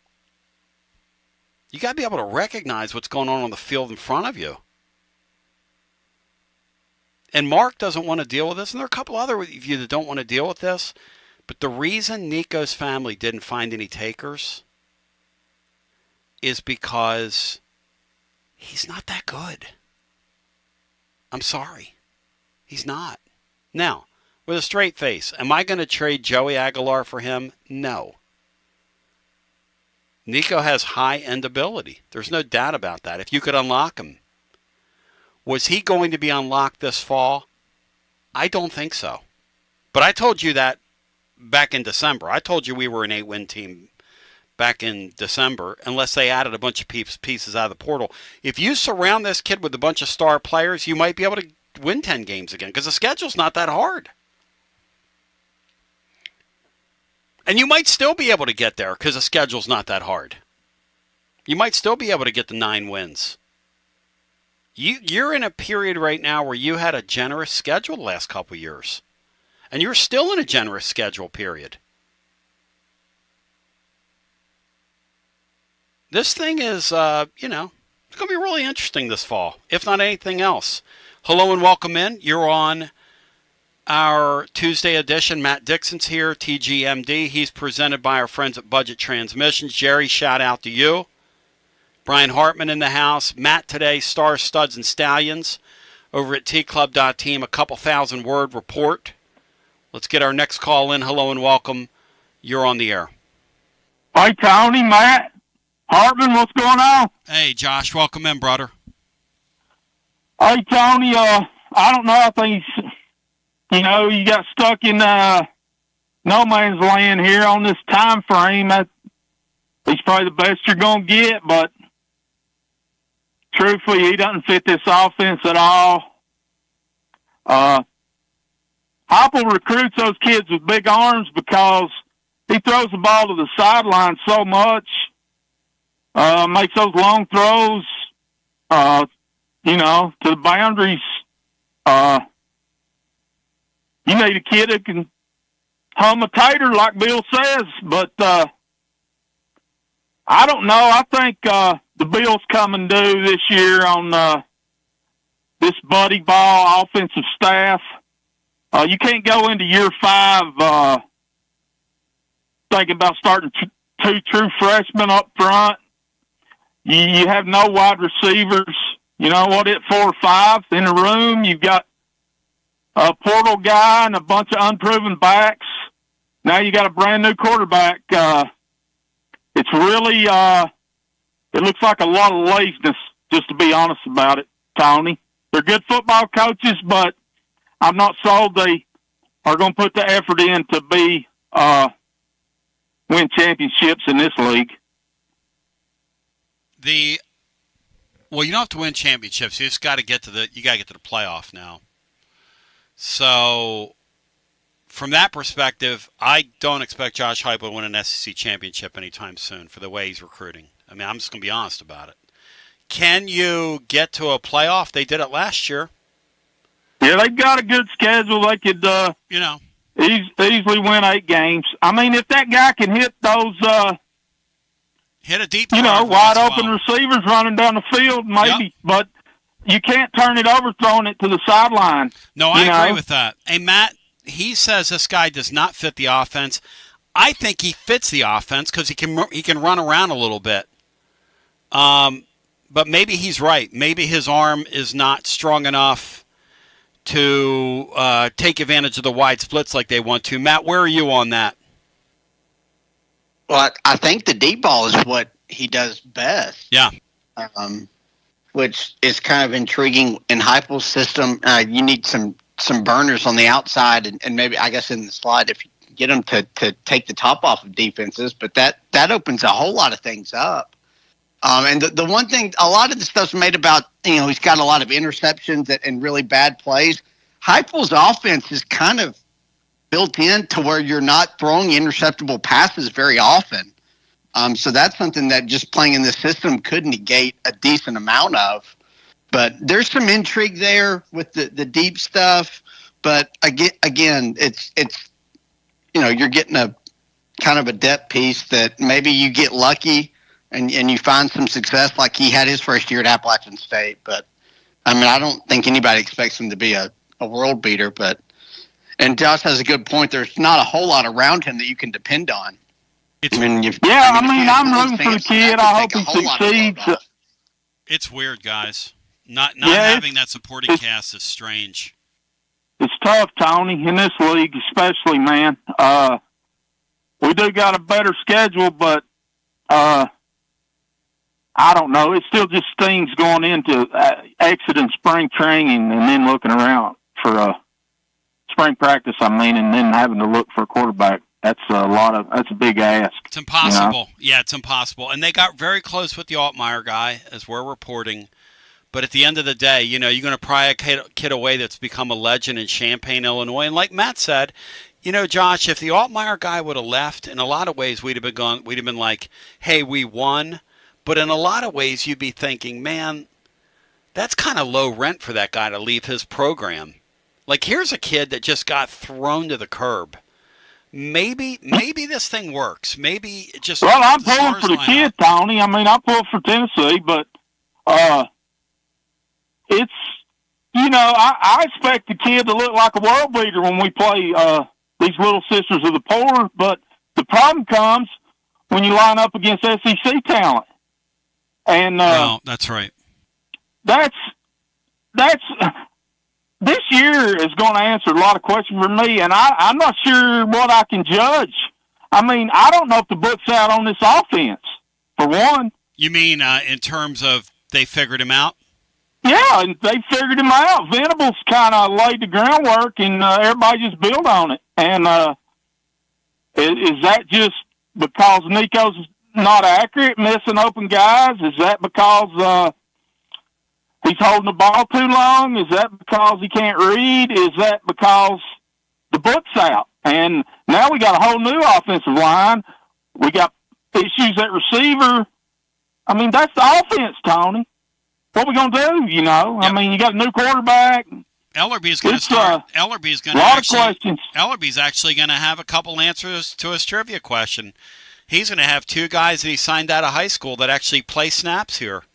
We don't have no choice now. I mean, finally 5 years in. I'll be honest, Tony, it's like Derek Dooley recruiting on the offensive line again. I don't know what this guy's doing. It's very weird. But do you know, is Barnes recruiting Darius Adams? I've heard some stuff on that. He's the wing, the 5-star, decommitted from NC State. I'll make a few calls today. I've not heard yes or no. Top 30 kid. Okay, I'll check. All right. Hey, y'all hang in there. Go Big Arms. Darius Adams. All right, thank you. In fact, let me text somebody. 865-200 5402. I must have said Darius too. But if you want to get in with us, the thing about this year is that this kid, speaking of Joey football, is intriguing enough and brings enough of a skill set that it keeps me interested. He doesn't stink. Like Mark in Columbus is acting like the guy stinks, and that's Mark. Mark's going to come on here and rain on your parade. Mark also has scheduled, it's about 15 years from now. So what is 15 years from now, Bri? 2040. Mark scheduled his trip that summer to Canton, Ohio, from when this guy with all this physical ability that I didn't see last year, this great running ability, this physical ability, this ability to lead people, when he gets his bust and he's enshrined in Canton, Ohio. I love me some Colombo. He's got the guy in Canton, Ohio. Hell with the first round, Mark. Go for Canton, man. I mean, he's got the guy going to go right up there next to Peyton Manning. Hey, Mark. Here's a little piece of trivia, because you guys like to deal in real facts. I'll give you a fact. Joey Football, right now, our guy, has better odds of winning the Heisman Trophy this year than your guy. Those are facts. Like twice as good at odds. Twice as good of odds. Let's not facts get in the way here. Columbo. You can't tell me. You can't tell me. Plus, the guy's mid, plus Mark. 4,500 to plus 8,000. Hey, Mark. That guy's mid. Mid. Come on now. I know what I was looking at last year. Brief timeout. We continue with more after this. Guests appear on the TLD Logistics Hotline. Online at tldlogistics.com. Hi, I'm Jim Simpson, owner of Simpson Meats. When's the last time you grilled a really good burger or steak? One your friends still talk about. Our goal at Simpson Meats is to make that happen every time you have a cookout. All of our cuts of meats, steaks, burgers, briskets, and pork are always fresh, flavorful, and sustainably sourced. We are family owned, so we know the importance of knowing how and where your food is raised. We have been putting quality first since 1888. Visit our butcher shop off Lovell Road or online at simpsonmeats.com. Peace of mind is priceless, especially when it comes to your home safety and your family's comfort. That's why the pros at Pipe Wrench Plumbing, Heating, and Cooling created the Peace of Mind Maintenance Plan. Preventative maintenance for HVAC and plumbing is like changing your vehicle's oil, and experts recommend scheduling regular system checks to keep everything running smoothly. With Peace of Mind, you can safeguard your home from unexpected costly breakdowns and repairs. You'll get tons of benefits, including full system checks on HVAC and plumbing systems, water heater flushes, sewer camera inspection, 10% automatic discount on repairs, priority bookings, no service fees, and much more. Monthly service plans are as low as $20.25 per month, and total annual services are valued at over $1,500. Call Pipe Wrench at 865-264-8090 or book online at pipewrench.com to sign up or schedule your appointment today. And as always, same-day service guaranteed or the visit is free. Life never stops moving, and between the 30-minute commutes, daycare pickups, weekly soccer practice, Tuesday night yoga, X number of coffee runs, and that weekend trip to Grandma's, you're racking up the miles. What you need is a tire that can keep up, a tire designed for doers, a tire that's going to last, like the exceptionally long-lasting Michelin Defender tire. With an 80,000-mile warranty and the safety and comfort you expect, you can forget all about the miles ahead and focus on getting to your destination or conquering your to-do list. Fleet Tire, I-275 exit 1B at East Woodland Avenue in Knoxville. That's Fleet Tire, I-275 exit 1B at East Woodland Avenue in Knoxville. Fleet Tire. Basilio here for Budget Transmissions. TGMD, the great Matt Dixon, took his Ford Escape to budget, and like our gold bullet back in the day, it was a total mess. And now, Matt's back in the game. He's got a new transmission, axle, wheel bearing, both radiator hoses, engine mounts, coolant hoses. I mean, his Ford Escape was about to escape to the junkyard, but he didn't begrudge it. He took it to budget, and now he's on his way back to Omaha. Budget Transmissions, over 30 years in business, conveniently located in Bearden. All extended service contracts are honored. A gold certified Repair Pal member. 865-584-4391. 865-584-4391. Budget Transmissions. Don't begrudge it. Take it to budget. Hi there, Basilio crew. Jennifer Morris here with Keller Williams Realty. If you're thinking about selling your home, I've got good news for you. The East Tennessee and Knoxville areas are projected to have another strong year. I'll be happy to talk with you about the latest and greatest info you need. So give me a call at 865-694-5904 or contact me at nextmovesmokymountains.com. Hope to hear from you soon, and go Vols. Tony B here with the great Zakai Ziegler. For Hey, whoa. Tony, I got this. Hey, Tennessee, it's Easy here. Next time you have an electric issue at your home or business, call my friends at Advent Electric. With offices in Knoxville and Nashville, it's Mama's Easy approved. You heard it from the most electrifying player in the league. Call the service professionals at Advent Electric, 865-588-0631. Online, adventelectric.com. Tell them ZZ sent you.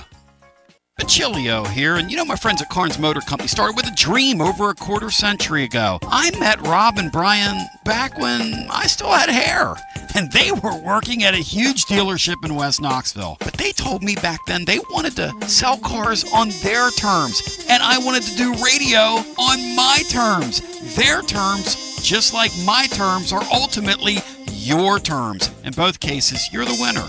A Car Guru's National Award winner with a 5-star rating on all sites, just like our Vols. Everything about buying a car from Carnes Motor Company is no hassle. They specialize in high-quality pre-owned vehicles between the $5,000 to $25,000 range. And if you need to sell a car, they'll either buy your car or they'll help you sell it. Carnes Motor Company also has a top-notch service department.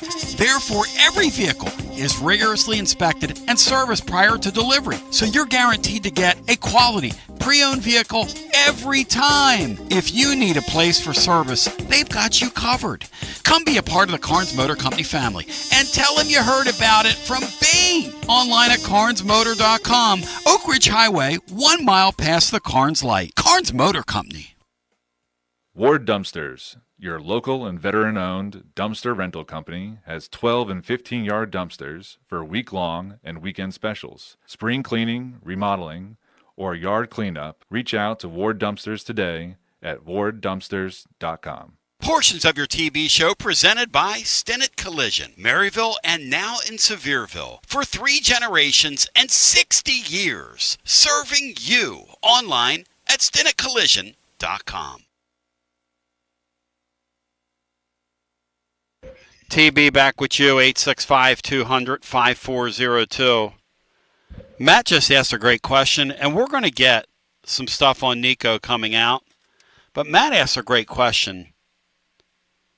If you want to ask that on the air, Matt, you can ask it or I will. But Matt says, how far along were they in the recruiting process when they were putting this thing together a couple years ago? Because it was a cause celeb around the college football world. It really was. When Tennessee added Nico, and they were the envy of the world. They really were. The Vols were the envy of the world when that happened. And look, it was 12 months ago that after he played his first couple of Crip games, people like Nick Saban and like Urban Meyer were saying, hey, this guy. Because, hey, the physical skill is there. But the mental stuff's not, and the family's nuts. Matt, how far into it do you feel like till Heupel knew, hey, this family's crazy? That's what I'm wanting to know, because I mean there had to be signs at some point that the dad's kind of making all the decisions for him, and he's not really developing it really as a person and kind of stepping out of this family shadow. So I'd be curious to know when that was, because I think it's pretty obvious that late in the first half of that Oklahoma game was when on the field Heupel was. It obviously just kind of shocked him that, hey, this guy's not where we thought he was, and they kind of had to coach around him the rest of that year. Yeah. But just all the off-the-field drama and stuff that I'm sure it's a whole bunch of little things that if you're winning and you're doing, Nico was just good enough to where they're not issues. But, I mean, I don't know. You can't have drama with your quarterback at any level. And when you're a program like Tennessee that's still trying to ascend and you have some gaps and some not great roster position wise in some places, and you need your quarterback to elevate guys, you can't have this drama type stuff. And a guy like Nico who's just not a leader, he's not a vocal leader type guy. That's just not his personality. So it's no fault to him. No, and by the way, he's not allowed to develop that by his father, who takes all the oxygen out of the room.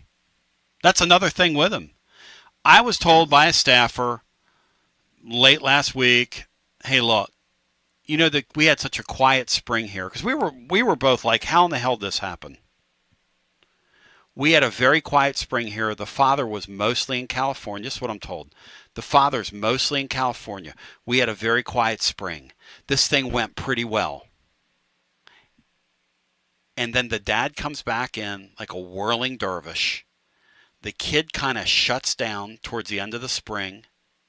Because one of the things they were saying is he was really developing as a leader.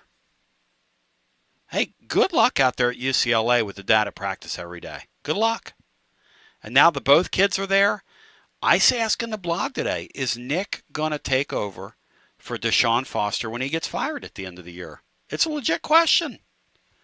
Because Deshaun Foster has an horrendous football team. That is a horrendous football team they're going to field. They're going to be picked towards the bottom of that league. That kid's going to go out there, and he's going to have a goofy career. And Martin Columbus thinks he's going in the first round of the NFL draft because he can throw the ball hard. Where did Joe Milton go in the draft? He can throw the ball hard. Where'd he go? Sixth round, I think. Okay, I'm just checking. 7th round. You guys are dreaming if you think that's what's going to happen. I'm going to tell you this. There's a better chance that this kid becomes a Todd Marinovich than that occurs. The question now is, since all politics are local, do the Vols land on their feet with this deal enough to have a representative football season? Because that's got to be the goal from here, a representative football season. Hello and welcome in. You're on the air. Hey, Tony, Joshy boy. Wings. How are you guys doing on this Tuesday? Great day to be alive. Thank you. All I got to say to some of those people that still believe in Nico, like Mark and a few other people, keep drinking his bathwater, you know? If you really think he's going to be a first-round NFL draft pick, it's not going to happen. I have a better chance of hitting a 10-leg parlay than Nico getting drafted in the first round. I agree with that, Josh. I put money on your 10-leg parlay before I put money on Nico in the first round. Sorry. Yeah. So, what do you guys think about Tennessee getting a mint, Tony? Do you think he is going to put on any weight before the season starts? He's going to put on a ton of weight. And they're going to get him in, and they're going to beef him up, and now he's got to play a more than just a bit role. He's going to be a key player on this team as they've reconfigured themselves.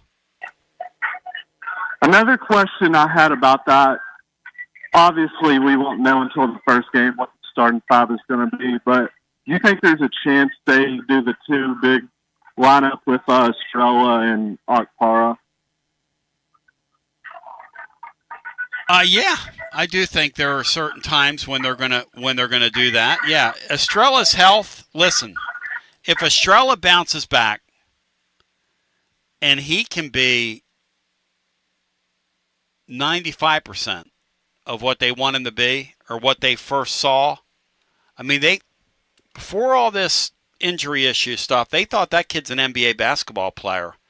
I hope his body cooperates. I hope we get a chance to see just how gifted this kid is, because he's really athletically gifted. Hey, Tony, I agree with what Big Josh said. This schedule is very, very manageable. Yep. And like last year, it was the same schedule. And I don't think Aguilar has to be perfect. Just like, I think the defense is still going to be pretty good. And I think we can still win 8 or 9 games. Like, you don't have to be perfect to win 8 or 9 games. I don't think there's any doubt that's true. You can win 8 games by being a pretty average football team against that schedule this year. I agree with that, Josh. I agree. Look, winning at Florida, with or without the tribal chief in attendance, was going to be a hard game. That was always going to be a difficult game. When's the last time we won at Florida? Alabama this year is going to be a difficult game. We know that down there. I mean, was that kid winning down there? I mean, let's get real. No, he was not.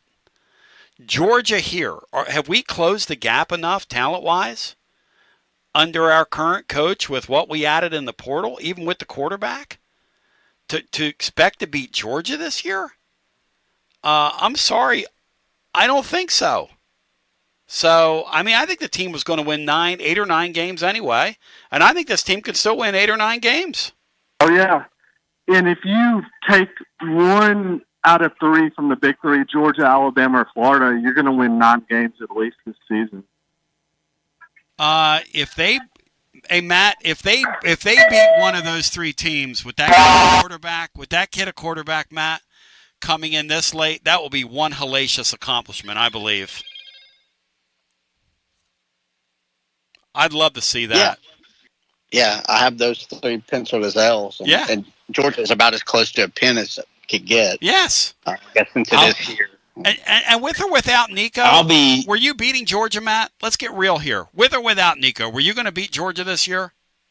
I know it's in your building. No, because they have a schematic advantage over Tennessee on both sides of the ball. Hello. Or at least they have the last couple of years. Hello. I mean, he's just keeping it real. Go ahead, Brian. I'll just be happy if they can beat Kentucky.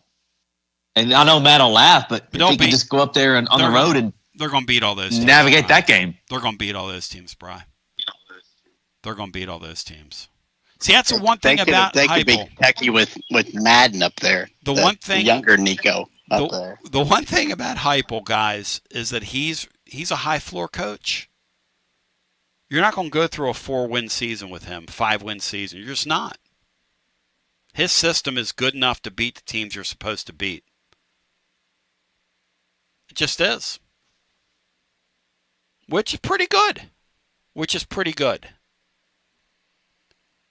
I would have thought they'd have been more active in that winter portal. It was just very surprising how dormant they were.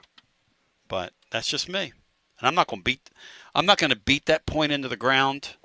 But let's get our next call in. Hello and welcome. You're on the air. I would have thought they'd have been more active in that. All right, so you're listening. You caught yourself listening, whoever you are. So when I come back to you, don't be listening. Hello and welcome in. You're on the air. What's up, Tony and Greg from Atlanta? How you guys doing? Hey, Greg, good to talk to you. Hey, so I'm going to go back to what I think Big Josh was saying. Yeah. That he just doesn't think this kid can play in this offense, and that the defensive coordinators have caught up. How many times last year did we come on the post game and say Nico missed 4 to 5 wide open receivers a game? Now, just say 2 of those per game could go for 25 yards plus, and one a game. Just say one every other game would have went for a touchdown. I know for a fact that he missed 12 to 14 touchdown throws where there was nobody that could touch our receiver. And one of the strengths of this kid, as Matt said, one of the strengths of this kid is throwing the deep pass. It's one thing he does very well. Yeah, I just don't see how. I get it that we had some bad games where somebody schemed up a really good game and we were stymied the whole game. I mean, Georgia's won, Ohio State, but those are the 2 best teams in the country. Let's make no mistake. Yes. But catching up with somebody's offense, you don't see people running that wide open, which we had numerous times last year. And he just completely whiffed them. Matt, do you concur with that? Overthrew the ball. Yep. I'm going to ask 10 yards. Do you guys concur with that? Matt and Bry, do you guys concur with that? Did he leave some meat on the bone last year? Yeah, absolutely. There's a bunch of deep those guys. Guys weren't just wide open like they were for Hooker, but they had steps on their defenders. Yeah, I mean I remember there was a couple of game stretch where they kept doing deep shots to Squirrel White, who has the smallest catch radius and a bum shoulder of any receiver we've ever had, and it was just maddening that they could never connect on him. But yeah, he overthrew a bunch of open guys. The Squirrel White. I mean, that's all I was going to say. Really, like I don't think that the defensive coordinators have all called up to what Josh Heupel does. And if they did, we once again had a running back that led the conference in rushing. Like you don't just do that because you've caught up. Like you're not getting destroyed enough where you don't have a running back who can run. I mean that's 3 years in a row led the league in rushing again. Well, they haven't figured that part out. No, it's a rushing first offense. The thing that's interesting though is has this 2 and 3 high safety look, which allegedly has taken away the deep passes. Has it really taken away the deep passes, or has Tennessee had guys that just can't execute that passing game? I think this year they're going to take shots with this kid because it's going to be the easiest thing to do. That's going to be because managing down in and down out. I mean, maybe that's what they do. Maybe they turn this guy into just a deep ball thrower. Just let him throw the ball up. Yeah, I mean, I like the people that keep going back to, oh my God, look how bad he is when he played Clemson. He played Clemson with Appy State players. Oh, that's right. What do you think's going to happen? That's exactly right. The kid was probably out there just trying to make plays, knowing they have a 1 in 100 shot to win.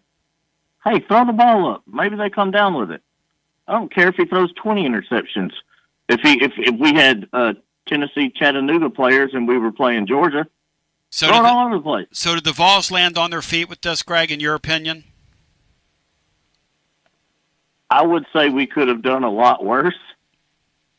I think the kid is going to have a chip on his shoulder. Yep. And I'm with you guys. I think there's no reason we can't win 8 games, maybe not 10, but I don't know that we were going to win 10 with Nico either. I think that's accurate.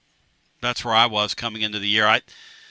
I think they were going to be okay with Nico, and I think they'll be okay with this kid. That's kind of where I'm at. I think that's a fair assessment of because you got to get better players, man. And Nico, this whole narrative that he was going to move the bar and raise the level of the team, he doesn't raise the level of the team around him. It's just not who he is. They said, like, off topic a little bit, they said he was losing the locker room anyway with the way he didn't show up for any signings when other people would be there for signings. You know, people were having to be asked questions, you know, at these signings. Oh, I thought Nico was coming. I mean, you don't want to be a guy that's always asked about that because your high-profile quarterback didn't show up to the signing and you did. And like, I don't know where this guy's at. He's making 3 times the money I'm making. Hey, listen, I appreciate you. That's a real interesting point about Nico that I was thinking about. And I'm not here to pile on the guy, but living locally, Matt, how many times did you ever see Nico on an ad for anything? No, you never did. He was supposed to be. That's what they're supposed to be doing. Like ZZ works very hard at it, right? Brew McCoy was on a lot of things, worked very hard at it. There are several other guys that work very hard at like Hunter Ensley in baseball. It's a valid point. And again, from your quarterback, that you want to see that leadership type stuff. But I mean, let's be fair. Nobody ever mentioned any of that, you know, during the season. That hey, I've never seen Nico in an ad. No, I've just thought about it. Never heard anything about him not being at some autograph signing. No. But when you look back on it, that's kind of part of the whole deal of him just not being ready to be a quarterback at this level. Well, I haven't been in terms of just you know managing the expectations and just being that presence. He doesn't have that. I haven't been paying attention to the minutia of what's being said about him. I just haven't because what's happened invariably is the family's just crazy enough that you could fill in the gap with just about anything and people are going to believe it. Like this thing about a Bugatti that somebody said to me, I said to one of my friends, do you really think they wanted a $4 million automobile? I can walk you over and show you the house they were living in East Knoxville. I don't think a $4 million automobile would have looked very good in the parking lot. Just saying. Or this whole notion that this kid held out and his family from a playoff game. That's idiotic. However, it just came to me when Greg said that because I just thought about it. I don't think I've seen that kid on an ad anywhere. Have you, Brian? Like any kind of advertisement anywhere? No. And one other thing is, the quarterback's supposed to be a leader, but yet he's stuck to himself quite a bit. Yeah. Which I can definitely relate to, but a QB can't be too introverted. That's right. Yeah, some of us are like me, and we'll go anywhere and, blend in and be obnoxious and love and enjoy it. And some of us, like Bry, are a little more to ourselves. And, when you're a quarterback, my type of personality is probably more, and Nico's a pretty shy guy. I mean, you got that from his appearances, and coming from a big family, you wouldn't think he'd be that shy. Unless you think about who his pop is, because he can't get any oxygen in, he can't get any air in. Let me tell you something. Some of you want to make this guy out to be some kind of like Martin. I'm telling you, Martin Colombo is already working on getting the guy's bust for Canton. And I don't know how far Columbus to Canton is. Bri, do you know? But, Mark, you got about 15 years to work on that bust. Probably less than 50 miles. Hey, Mark, you ought to get some art classes. This will give you something to work toward, Mark. You get in some art classes, work on a bust for him. Because I'm going to tell you something. The guy you're making a bust for has a better chance of being a bust. A much better chance of being a bust than he does being some NFL starting quarterback. Come on now. NFL starting quarterbacks are serious people. Serious people don't transfer from college football programs in the spring. It's the reason Tennessee couldn't get the Altmaier off their roster. Where would you rather play college football for a season if you had a season? In front of 40,000 people in Champaign, Illinois, which looks like a pretty cool little stadium, I'm not going to lie to you. Or in front of 100,000 people in the Southeastern Conference. The Altmaier guy actually showed, by turning the Vols down, to Matt's point, a lot of maturity and a lot of character. And that's the truth, Matt. You are exactly right. And Nico and his family, and I'm with Will Heflin on this. Will the Thrill, who comes your way, and Matt was with him after the baseball game the other day, and Will's going to get better and better and better. He's hosting Garza Law, extra innings. By the time we get to postseason, these guys are going to be cooking with grease on this deal. But right now, it's going to hear, and he's going a million miles an hour, and I've thrown this guy into the deep end of the pool. But Will made a great point last week. At some point, you're 20 years old. It's like when you have a conversation with your parents about whatever, politics, whatever, and you stand up and go, hey, by the way, I live in this world, and I get a vote here, okay? And I'm going to think how I want to think. But Nico can't do that in his family, obviously. Nor can that little Madden kid, his little brother. Oh, but he's a great volleyball player. I'm sure he is. And Tyler Bray could throw the ball 100 yards. And maybe he gets an NFL roster. Maybe he hangs out on an NFL roster for that. Nobody was spending a first-round pick on Tyler Bray. Nobody. Like nobody. Those are serious positions. That's a big boy thing. We'll do some TLD Logistics Overdrive Overtime. To the radio listener, I love you. Check us out at tclub.team. Subscribe to our YouTube channel. They're telling me we sound incredible over there. The Tony Basilio Show on YouTube. Peace. WJBE 1040 AM, 99.7 FM. Translator W259 AB. Powell, Knoxville.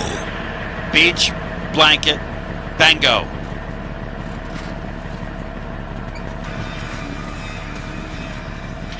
It's TLD Logistics Overdrive Overtime, presented by TLD Logistics.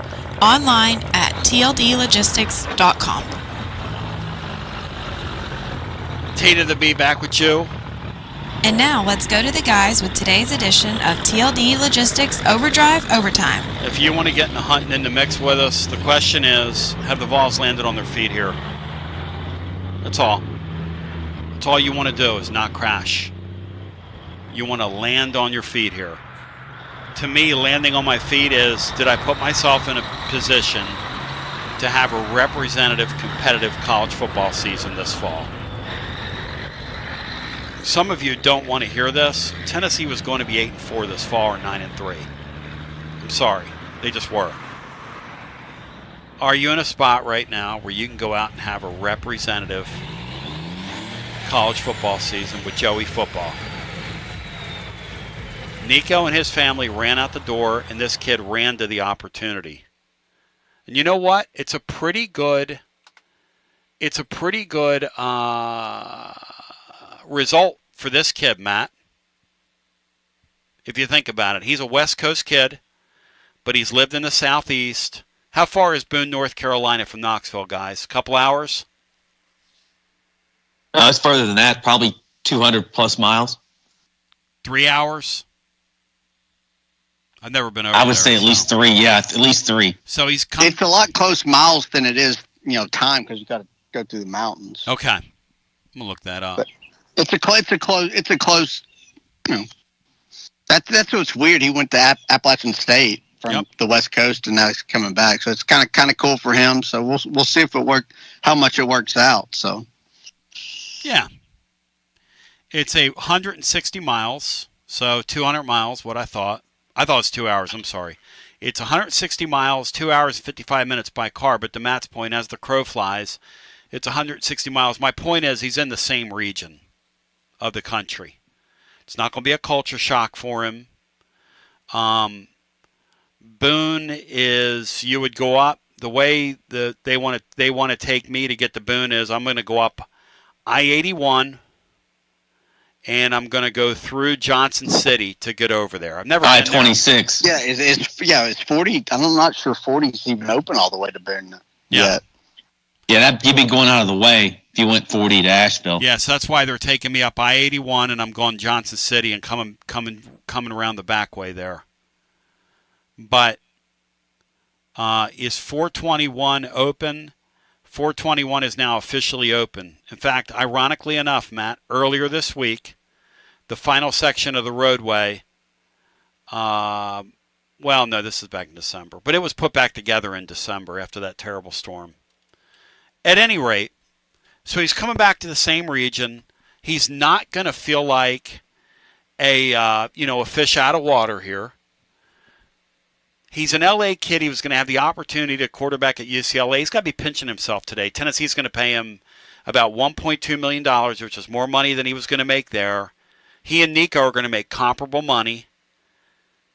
Of course, he's not going to get taxed income tax-wise, and Nico's going to get obliterated, as they say in the trade. obliverated. Obliterated. What do I know? Not much. Let's go to the phones.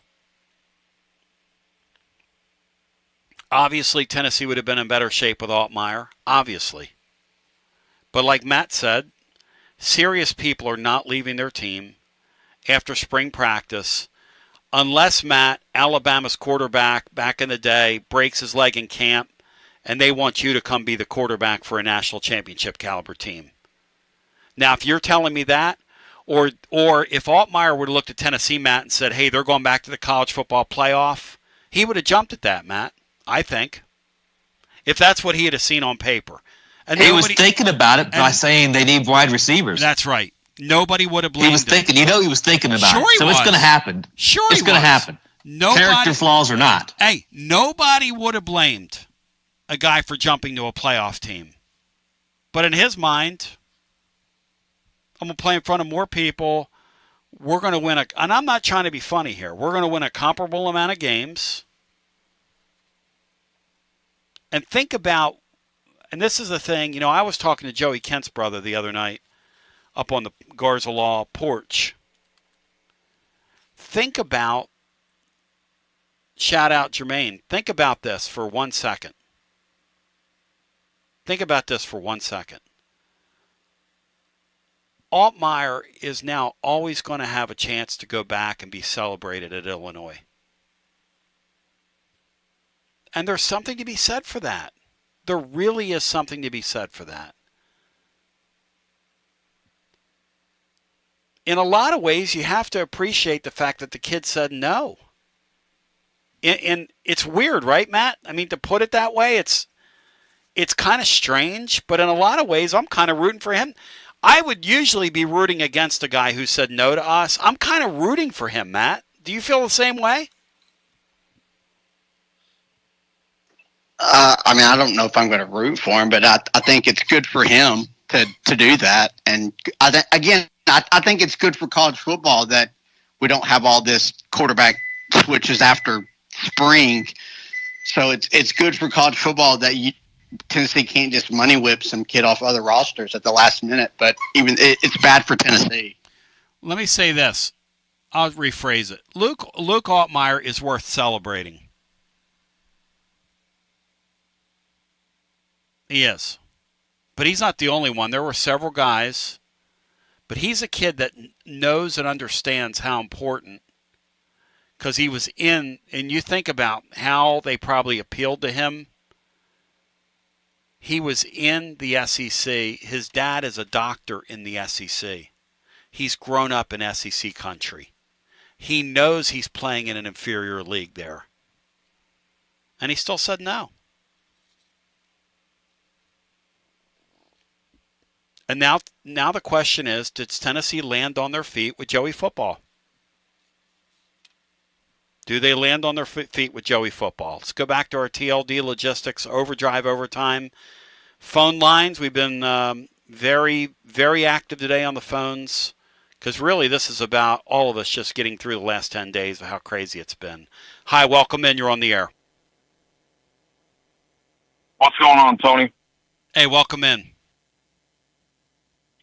Hey, man, these people that are negative on the kid we just got from UCLA, they've only watched the film from the Clemson game on YouTube because it's the only film available. And like the previous caller said, he played with App State players. Nothing against App State. They almost smoked us when Butchie Boy was here. But they also played a Clemson team that just got boat raced by Georgia. No one was beating Clemson then. And to sit here and say that we're not better off, we got a cancer out of the locker room. We got a cancer out of the family section in the stands. And we got a quarterback that if he just plays halfway comparable, we're going to be as good. Nico didn't win us any games last year. If it wasn't for the running game, we would have lost to Florida. You could say he won us the Alabama game with the throw to Brazel in the end zone.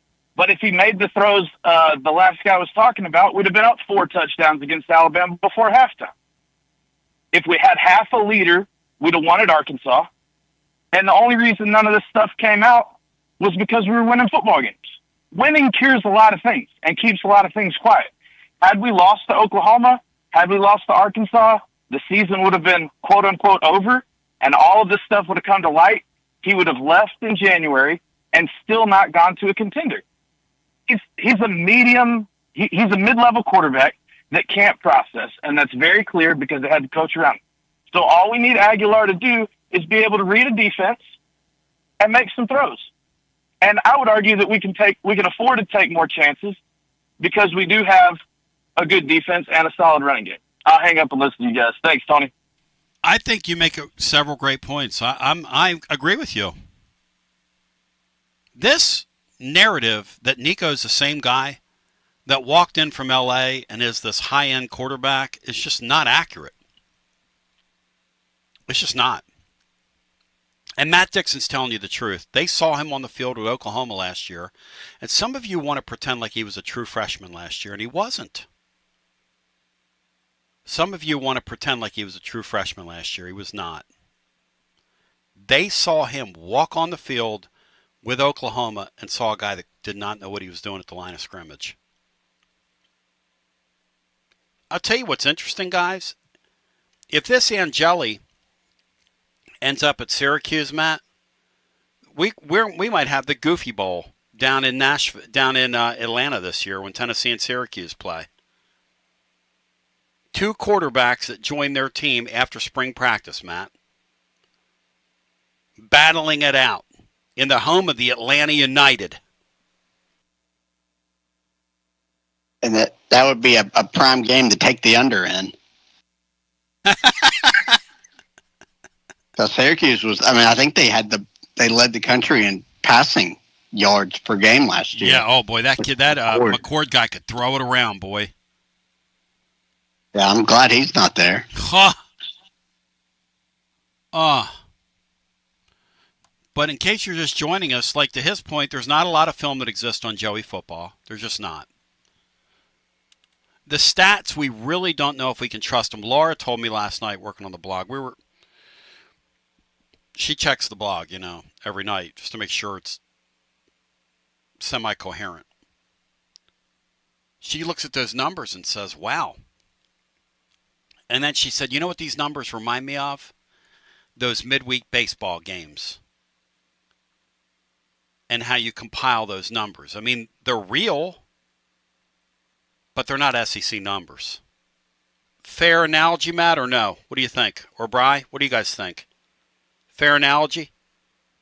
I think the Sun Belt's a little bit better than you're giving it credit for. I think it's a better league than what Pavia played in before he got to Vanderbilt.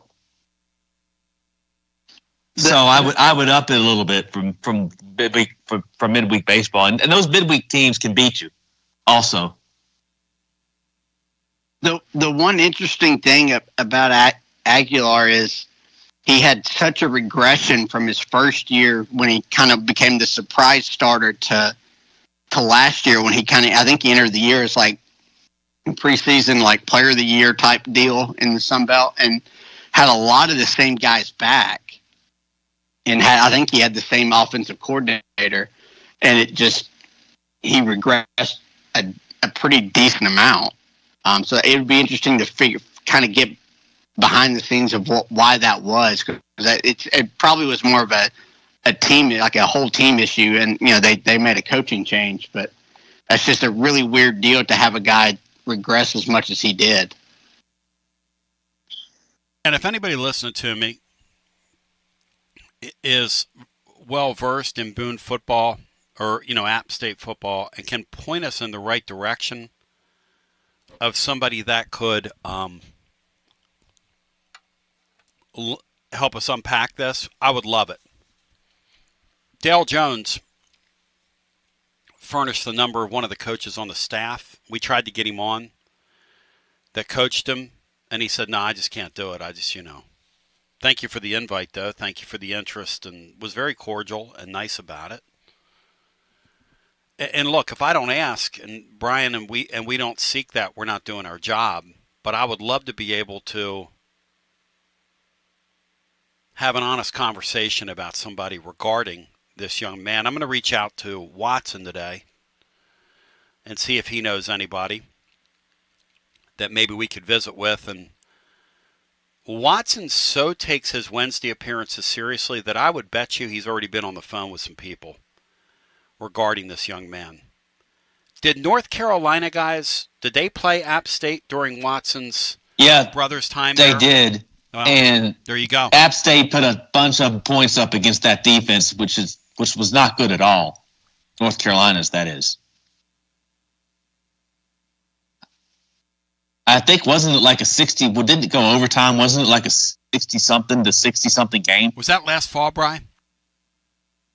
I think it was 2 or 3 years ago. James Madison. It looks like 2 years ago North Carolina won 40-34. Oh, wow. And that might have been Aguilar's first start. 275 yards, 2 touchdowns, and a pick. That might have been his first ever start there. So that would be a game that they kind of went in where North Carolina had no clue what to expect. Joey Football is an international man of mystery, though, Matt. It's really strange because we can't get anybody to talk about him. And one thing that I do plan on doing is also visiting with a guy from L.A. who covered spring football, the gentleman who's got the stuff. In fact, he's going to come on with us Wednesday, Bri, is that right? The UCLA. It's going to be tomorrow in the overtime segment, 1 o'clock. Yeah, we're gonna kind of unload. We're going to download him on how this kid did in the spring, and then I'm going to give him a heads up on that family. I'm sorry, Bri, I didn't do it. He probably knows by now. Well, I'm gonna ask him. Is there anything you want to ask us? And when he asks us questions, he gonna get answers. Because I can tell you this, I'm gonna answer him honestly, and Sean Sinclair's gonna answer him honestly. Now, Brian Hartman, he might pussyfoot around it. I don't know. Well, there's more family members from Nico than there are media covering UCLA in Los Angeles. I would say 3,000 people have never showed up to a UCLA press conference. Just a hunch. All kidding aside, Matt, how many family did Nico have at some of these football games last year? What do you think the number is? All kidding aside, 50, 60? Probably a dozen, at least. I don't know. I mean, they were down there in the family section. I don't know if they have more elsewhere, but they were front row at every game. I'd say he had at least a dozen. Such a circus. It was so great. So I drove by their place the other day, Matt, and I came this close to going through their trash to see if they left any Tennessee items. You think if I went through their trash, Matt, think that would make the news? If I got caught over there going through Team Nico's garbage, that'd be hilarious. Maybe have a on patrol cam. I said, Laura, with an officer walking up asking for your ID. I said, Laura, stop the car. She goes, no. Stop the car. She goes, negative. We're not stopping the car. Back. I wonder what do places like Alumni Hall do with all that Nico apparel? Because a lot of places went all out for him, with the delays and all that stuff. I mean, I guess you just throw it out, right? I saw somebody scratch Nico's name out and put Dale Earnhardt Jr. on top of it, of the 8.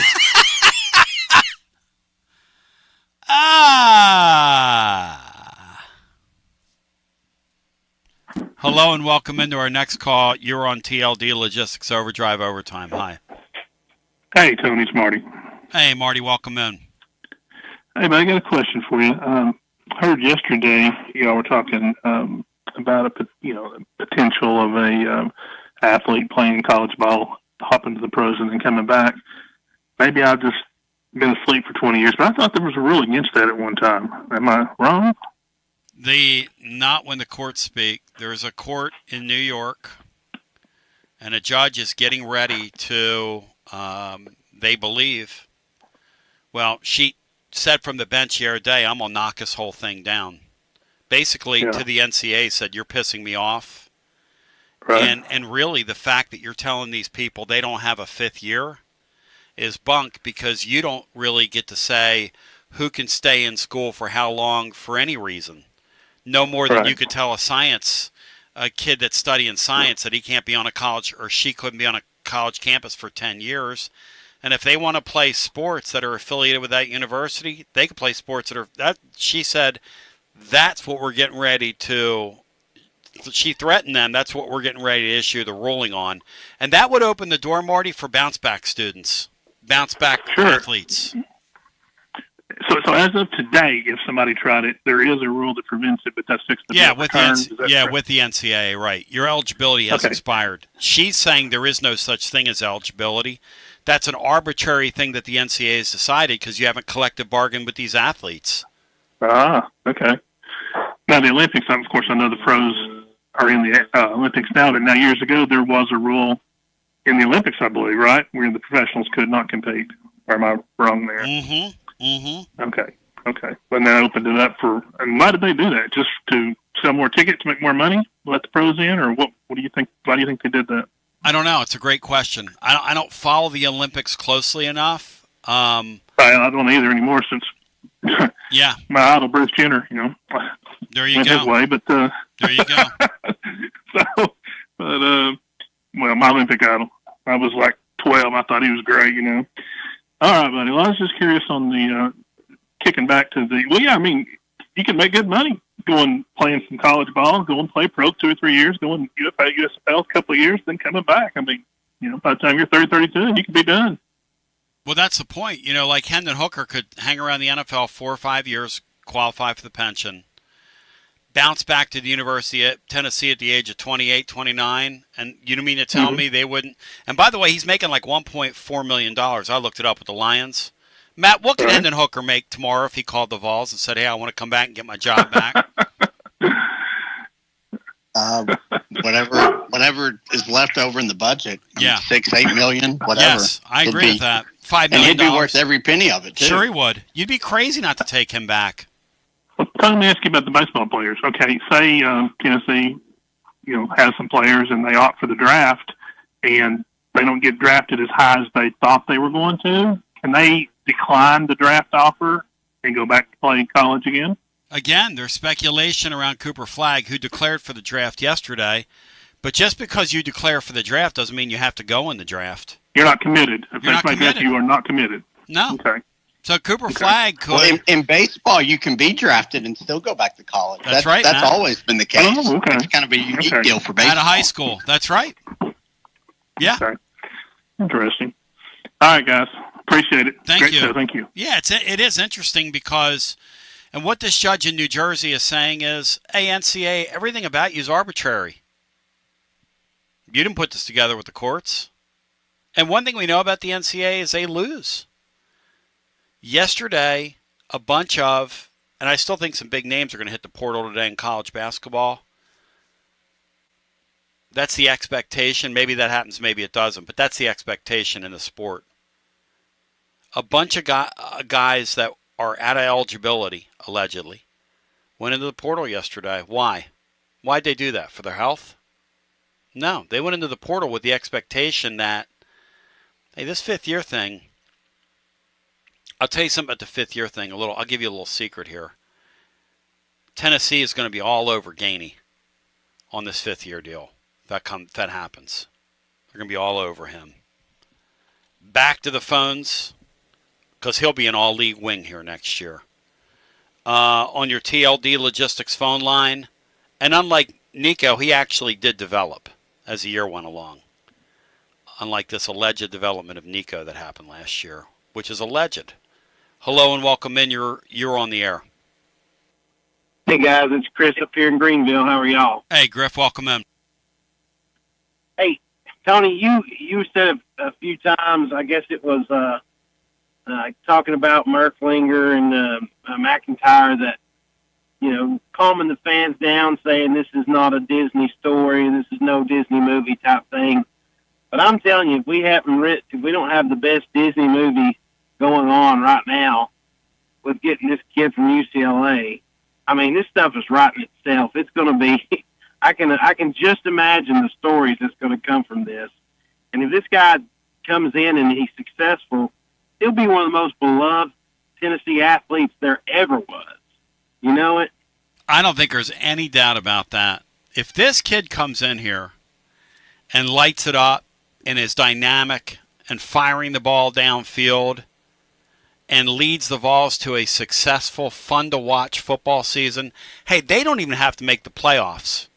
This guy, if he just comes in here and holds up his end of the bargain, this fan base will love him forever. And he'll be a Vol for life, my friend. No doubt about that.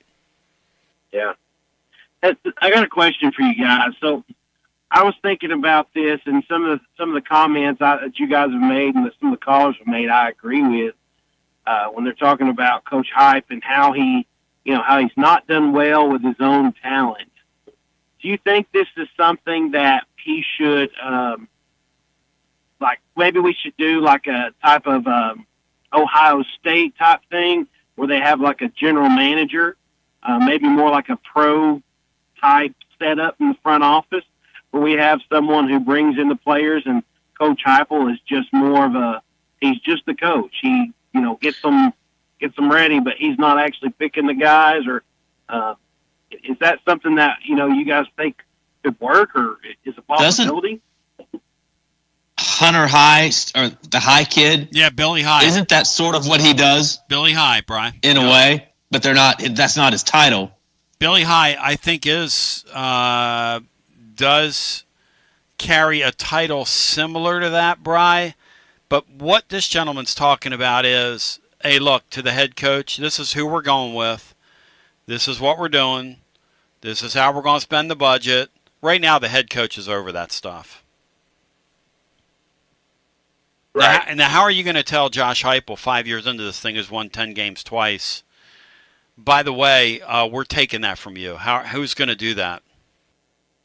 No, that makes sense. You know, that would be a decision he would have to make. If I were him, I'd want that off my plate. If I were him.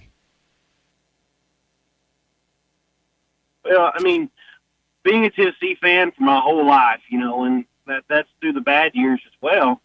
I can't say I don't trust him because he's gotten us more wins than we've had in 20 years. So I can't say, I'm not down on the guy. I question some of the things he does, but I'll tell you, he's got my full support in this. Guys, I thank you for taking my call. Hope you guys have a wonderful afternoon. Yeah, I think that's a great way of putting it. I mean, and the other thing I would say is, and I said this back in the winter and people got mad, but it's not trending well. And this little hiccup here doesn't help things in terms of the trend lines.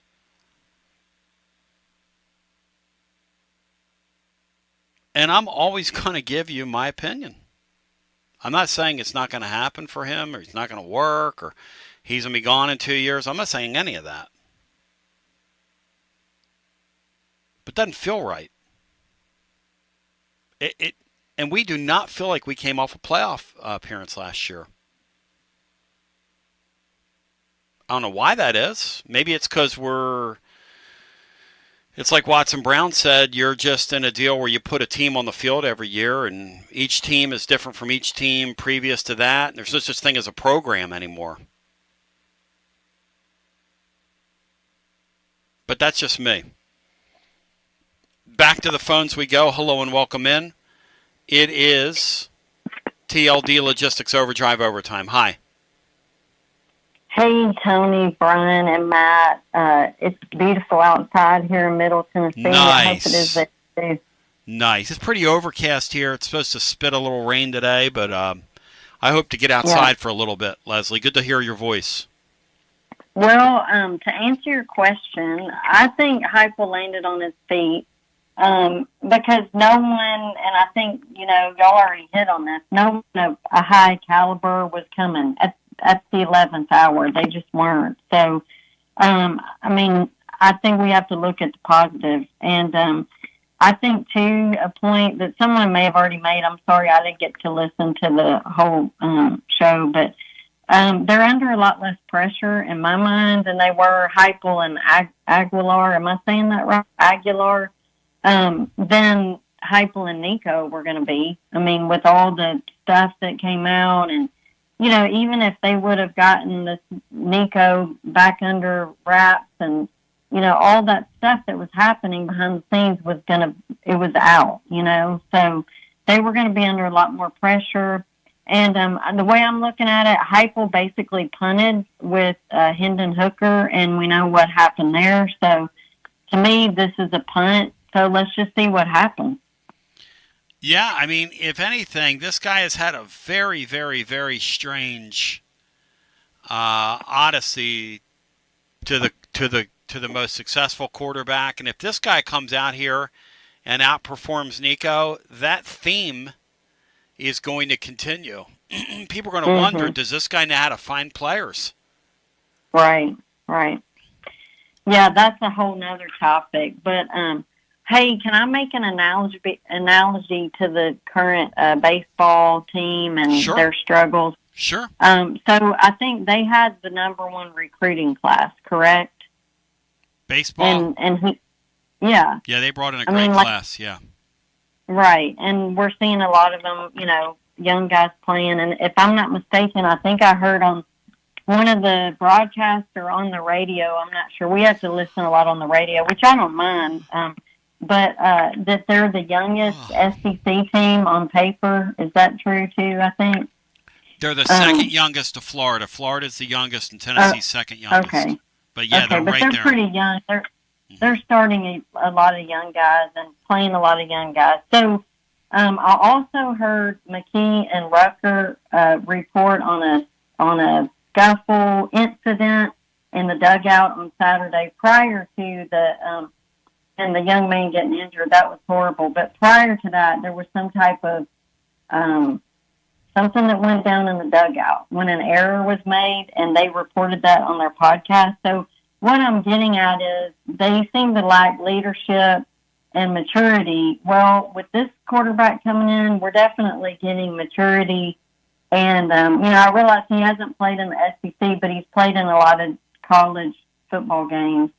And so, I don't know. And just seeing, you didn't hear anything until he went into the portal. There wasn't all this circus, like you call it. There wasn't all that stuff going on. There was nothing coming out in the press other than people speculating, wouldn't that be wild if they trade quarterback? So, he obviously kept things quiet until basically the deal was done, which I can appreciate. He just seems a lot more mature than what we traded out. And I'm not dogging the baseballs. I'm not trying to do that. I'm just saying, that we're seeing how a little bit of immaturity and lack of leadership can play out sometimes on the field. And I think Tony will get it worked out.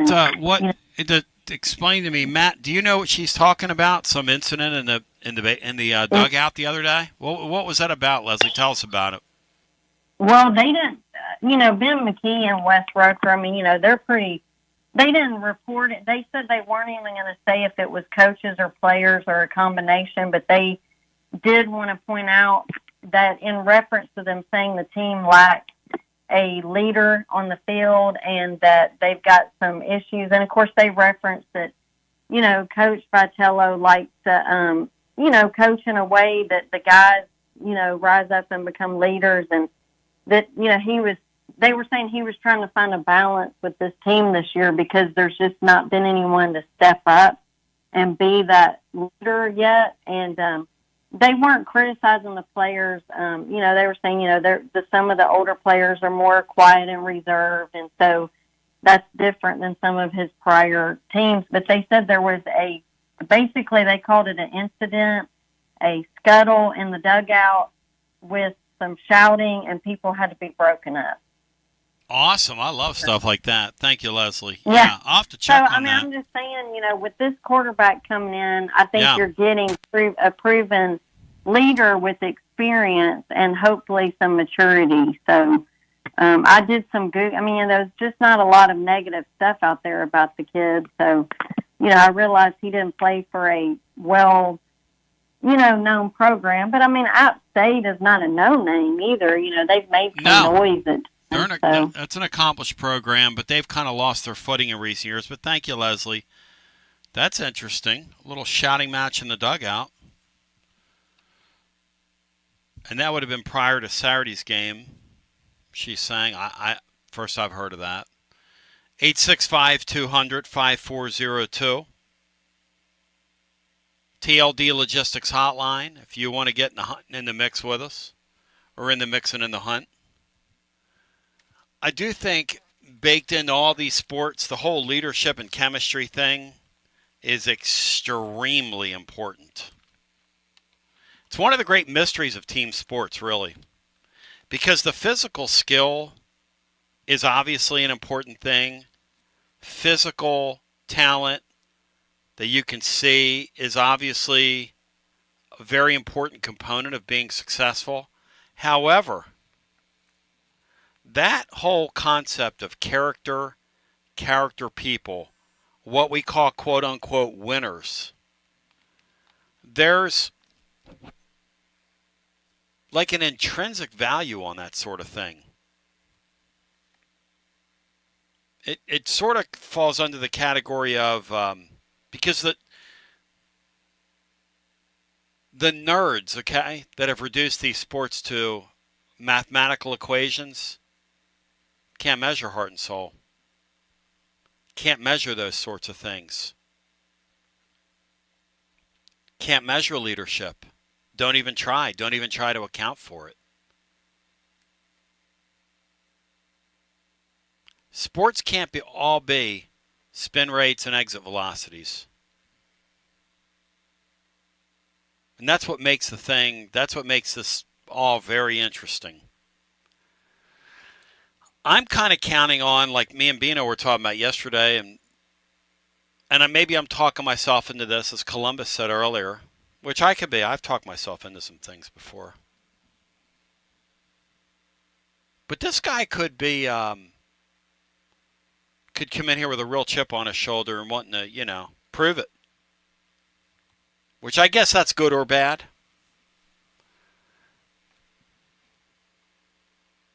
And maybe be, I'll be real curious to see, Matt, if this kid's vocal. More of a vocal leader than Nico was. Because Nico was very shrinking on the football field for a quarterback. He was very timid. The way he would just walk over to the sidelines and kind of sit by himself. And I mean, maybe that stuff's overrated, but I didn't see a guy that raised a level of kids around him. But I said that when he was here. I'm not piling on him. I do think he's a pretty good kid, though. I do think he's a pretty good kid. Would it be better, in you guys' opinion, if this guy's a little more verbal? If Joey Football's a little more verbal, a little more gregarious? It might speak to him being more confident if he's more verbal, which could go a long way sometimes. What do you think, Matty? What's your preference? I mean, I think he'll be more verbal, but he has to win the respect of the locker room first before that becomes a deal. You can't just show up at a place and be too outspoken and try to, be too much of a leader. I think there's a little bit of a balance there, but no, I think that'll work itself out. Or at least hopefully it does. What a weird deal. In that sport, that guy's gotten traded twice before a season is played. If you want to liken it to professional sports. And was going to be the signature player in that locker room. He just got to know those people.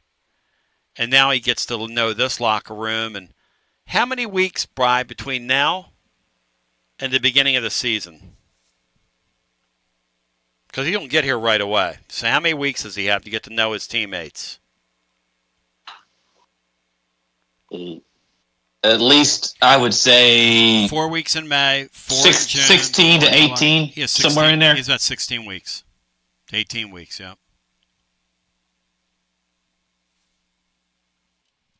Wow. Crazy deal, man.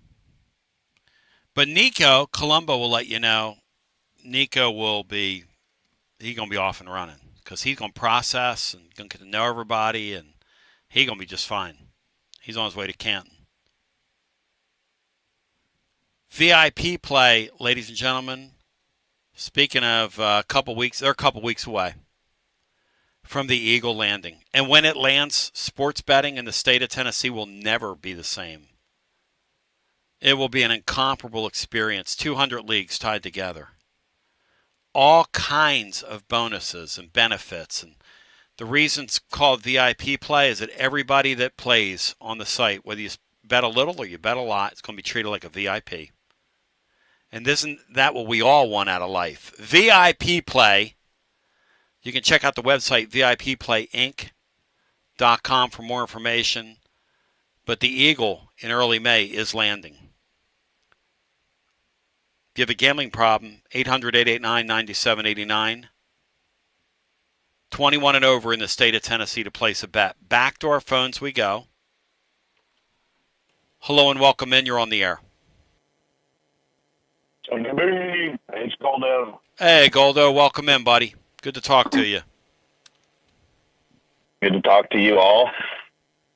Well, I just had to come in here and just combat the Columbos of the world here about this, and really, I guess, sort of the national leagues of the world, or whoever thinks that he's going to be a first-round pick hasn't been paying too much attention to the quarterbacks that have been going in the first round, I don't think. The other thing is if you're either going to be a first-round quarterback at a pretty high level or pretty high pick in the first round, or you're going in like the third or fourth round. The second round thing it's not like a quarterback kind of round, so to speak. It's something that kind of falls pretty closely. You're either way up there, you could possibly fit in on the bottom side of that first round. Other than that, you're just going to be a mid-round guy, a camp arm, so to speak. I think there's what Nico is. I don't really understand what people saw to make you think that he was going to be some sort of first round pick. He doesn't. You have to at least, like, even Jalen Milroe is getting this thing of maybe he's a first round pick. Well, he has an elite trait, and it's his running capabilities. Like, Nico doesn't have an elite trait. He doesn't have one. He can throw the ball far as well. So can Milton. Like you said, Colombo didn't know what to say when you brought out Tyler Bray to him right there. That was pretty great.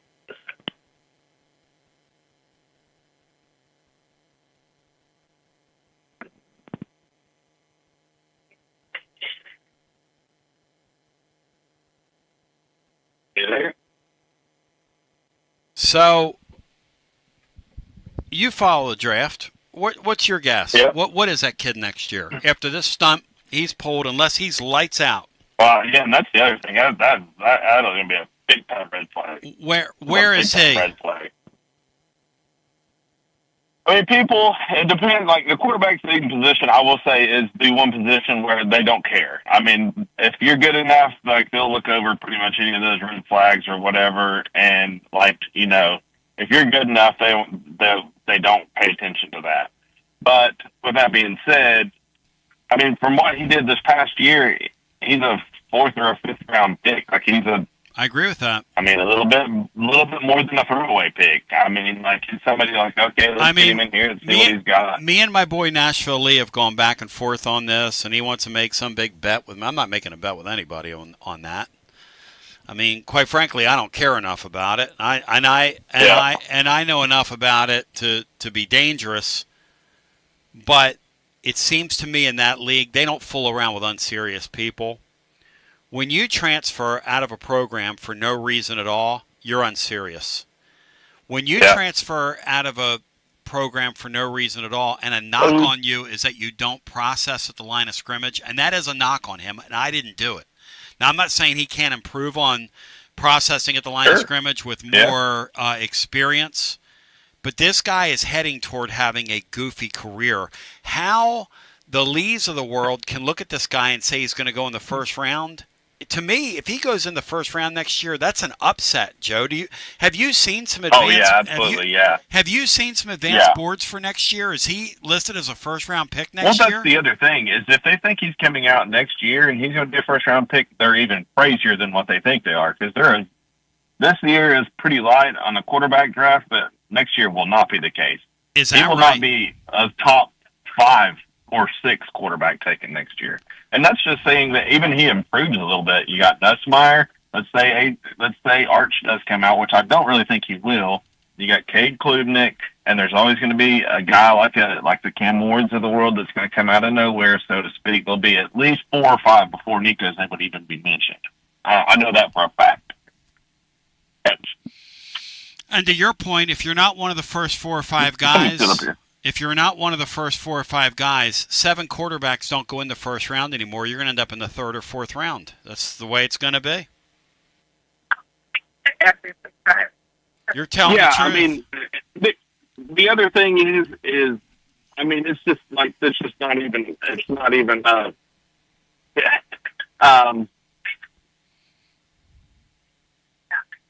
Are you being distracted by a person in your Uber? Hey, Matt, what's worse, the fact that he's having a conversation with somebody in his Uber right now, or the fact that I went to the restroom during his phone call and told you guys to kind of take over and muted the channel, and then cut a promo on you guys from like 100 feet away when you weren't talking? Which one's worse, Matt? I want you to go ahead and make a value judgment here. It's got to be you, Tone. I'm screaming at him and Brian. Would you damn guys say something? And then I come in here and I got the channel muted, and Brian's, I was talking the whole time, Tony. I got the channel muted. I go to the restroom and I'm muting the channel over here, Will Heflin. I'm sorry. One last thing I'll say before I get off here is just that this spring portal has not been like the other spring portals. I'm not saying that there's like great talent out there in the portal, but there's also teams that have been very active, like your Georgias of the world, your Oklahomas, your Texas, your Ole Miss, teams that we're directly in competition with have been active in this portal, and we have not even been Well, the Vols are good. I'm not saying that you. No, I think you have to do something. Heupel's acting like in the portal like we're picked to be 12-0. I mean, 11-1. Did I miss something? I'm sorry. Am I being too hard on the guy? Because I want him to make it, Goldie, but I can't tell a lie. Yeah. Thank you, That's my man. Crazy. Well, all right, thank you. Fine. And I really like the guy. I was telling Matt and Brian, and I mean this. This quarterback thing in the last 10 days or whatever, how long's it been? Friday till now, whatever that is, till last night, 9 or 10 days. 11. That felt like a coaching search. I don't like coaching searches. First of all, I'm not like some important person. I'm not going to act like I'm Adam Schefter, who looks at his phone 24/7 and, whatever the world he's living in. But I don't want to have my phone in my hand. I want to play music. I'm not interested in, and I have a business to run, by the way. I don't want to sit there and be on the phone gossiping with some guy in Champaign, Illinois about, what's happening, or taking the temperature of some guy that covers TCU or whatever.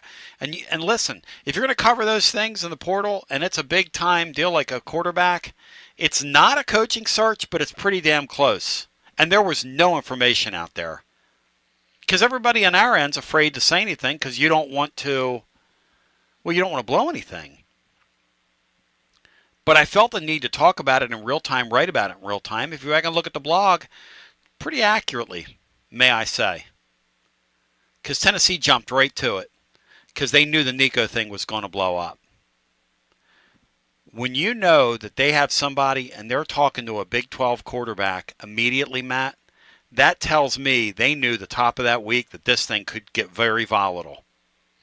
And they get credit for that. Now, they didn't get home with some home run hitter because that's just not the world we're in with the quarterbacks. But, Matt, you do have to give them credit for that, even though they probably didn't like me pointing that out in real time. But after the fact, I say you have to give that organization credit for that. They knew that thing was going to blow up, Matt, or they had a contingency plan in place in case it did. Yeah, I mean, you're kind of not doing your job if you don't have those contingencies. And you had, I guess, the stuff at the end of the year and before spring where, they're negotiating things. So this was always a possibility, even though it wasn't likely. And then it obviously just kind of blew up on you there that Thursday night into Friday.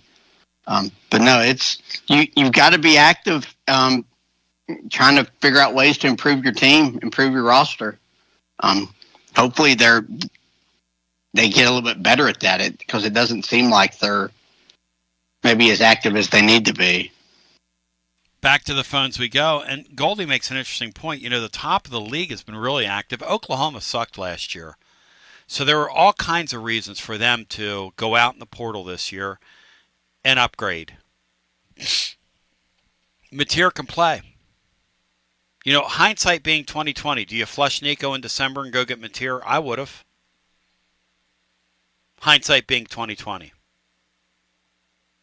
But if you would have cut Nico loose in December and you would have gone and gotten the Mateer guy, people would be furious on here. Now, I wouldn't have been because I'd have said, well, you just cut a guy loose, it's mid. But the fans would have freaked the hell out, Matt, if they'd have done that. Freaked. The fans would have freaked. Probably, but Oklahoma also hired his offensive coordinator from Washington State before he came, so I think that was kind of already a done deal before the season was even over. That's a great point. And I think it was Columbus who brought up the Van Buren kid at Mississippi State who had showed some potential there as a freshman. That's another one that you maybe potentially could have gotten, but I mean it's all hindsight now, because I think he went to LSU to be a backup this year. He's a nice player. Yeah, I think he's going to be a really nice player. Hello and welcome into our next call. And by the way, LSU, you know why they spent like drunken sailors in the portal? Guy's about to get fired down there. Those Cajuns are getting ready to mobilize on his ass. Hello and welcome into our next call. You're on the air. Jim Beam. TLD Logistics Overdrive Overtime. Hi, welcome in. You're on the air. Hey, Tony. Strider here. Hey, buddy. Hey, now, how long was Heupel a head coach down at Central Florida? Was it 3 years or 4 years? I think 4 seasons. Okay. And last year was his fourth season here. Mm-hmm. And his offense was the same at both places, right? Mm-hmm. So, going into last year, opposing coaches, defensive coordinators, whatever, had 7 years of film to break down the offense. I don't think that suddenly, they figured him out. I think it's the fact that Nico could not figure out the offense.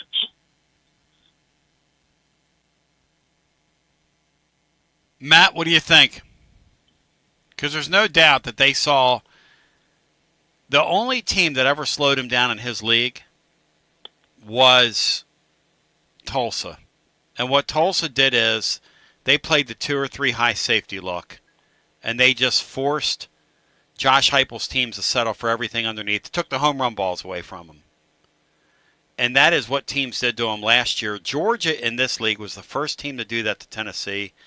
And they did it to Tennessee the year that they were superior on offense. The year that Hendon Hooker had his breakout year and the Vols went down there in the Eric Ainge game when he exacerbated their fan base. Matt, is it that they figured him out, or is it that Nico couldn't process? Where are you? A little bit of both, but probably last year, I think it was more Nico couldn't process it.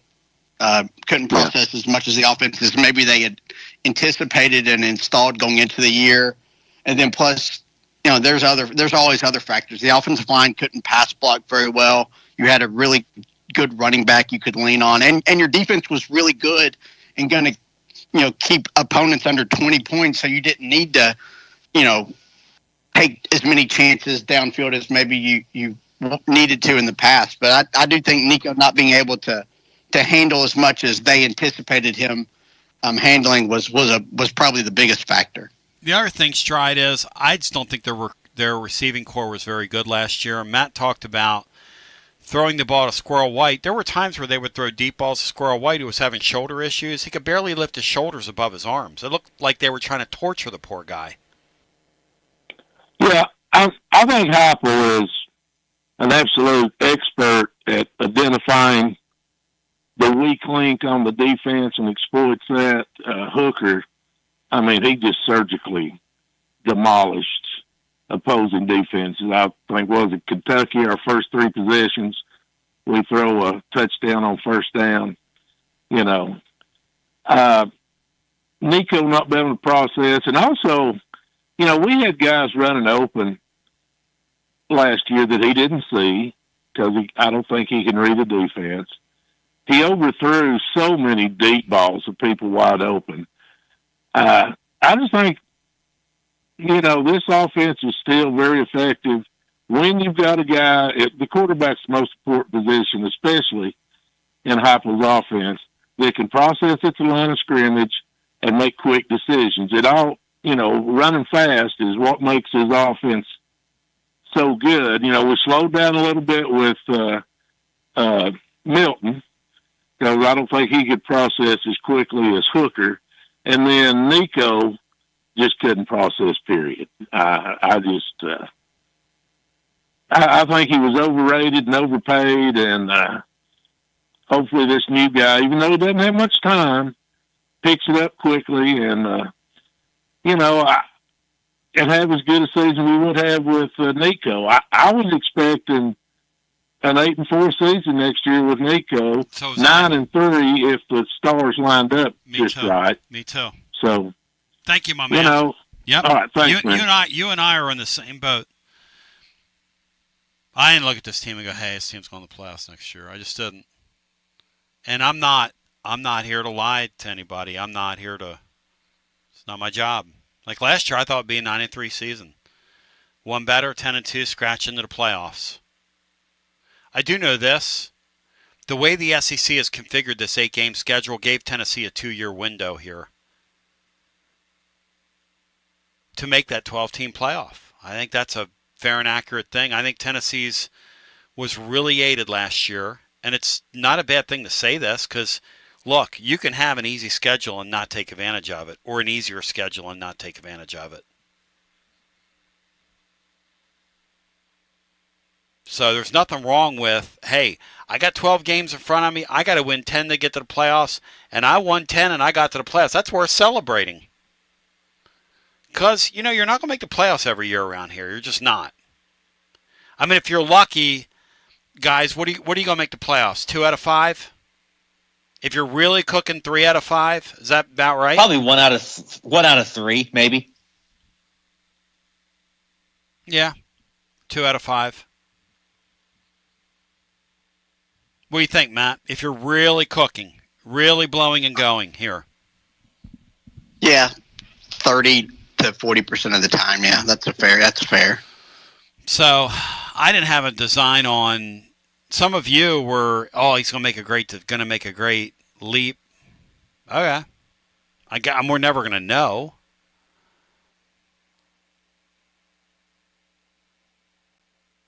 Maybe you would have. Maybe he would have. I'll tell you this, Clemson got better with Klubnik. I'll tell you what Clemson did, though. They went and got some receivers for him, or they had better receivers around him last year. They actually had guys that can make plays downfield. After he lost that Shipley kid to pro football, who I knew was not only going to make the Eagles roster, but was going to stick and be a really good player with the Eagles. I knew that. Because that kid's a football player. Kind of like Dalton Bargo's a baseball player. Back to our phones we go. 865-200-5402. Hi, welcome in. You're on the air. I appreciate all the subtle shots today. It's been awesome, man. You're my man, Lee. You're my boy. You know that. So I just want you to know, it's not my opinion that Nico's going to be a first-round pick. It's literally like the opinion of everybody that, I don't know, works in the NFL, is an NFL draft scout that has him on their board. Really?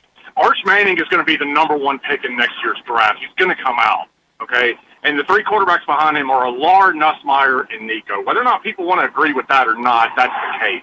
Okay, they've been pointing to this NFL, that draft class next year as far as quarterbacks go is the best one that they've had in a while. This year's is very poor, okay? This isn't my opinion. I don't think Nico was very good last year.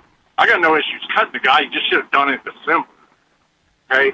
But the fact is that he does have a skill set that plays in the NFL. Whether or not people want to agree with it or not, they do draft on potential, okay? There's a lot of quarterbacks that, no, they don't. I don't know if it was going to work out long-term with them, but he's going to get drafted high. It's that potential is what you're giving up, is what we gave up on. And or at least what we don't have next year. That was going to potentially hide and mask a lot of issues with this roster. And that's no longer the case. And that's why I've got an issue. I understand people say this thing just couldn't have happened. Heupel couldn't, there's nothing he could have done. This should have been taken care of in December.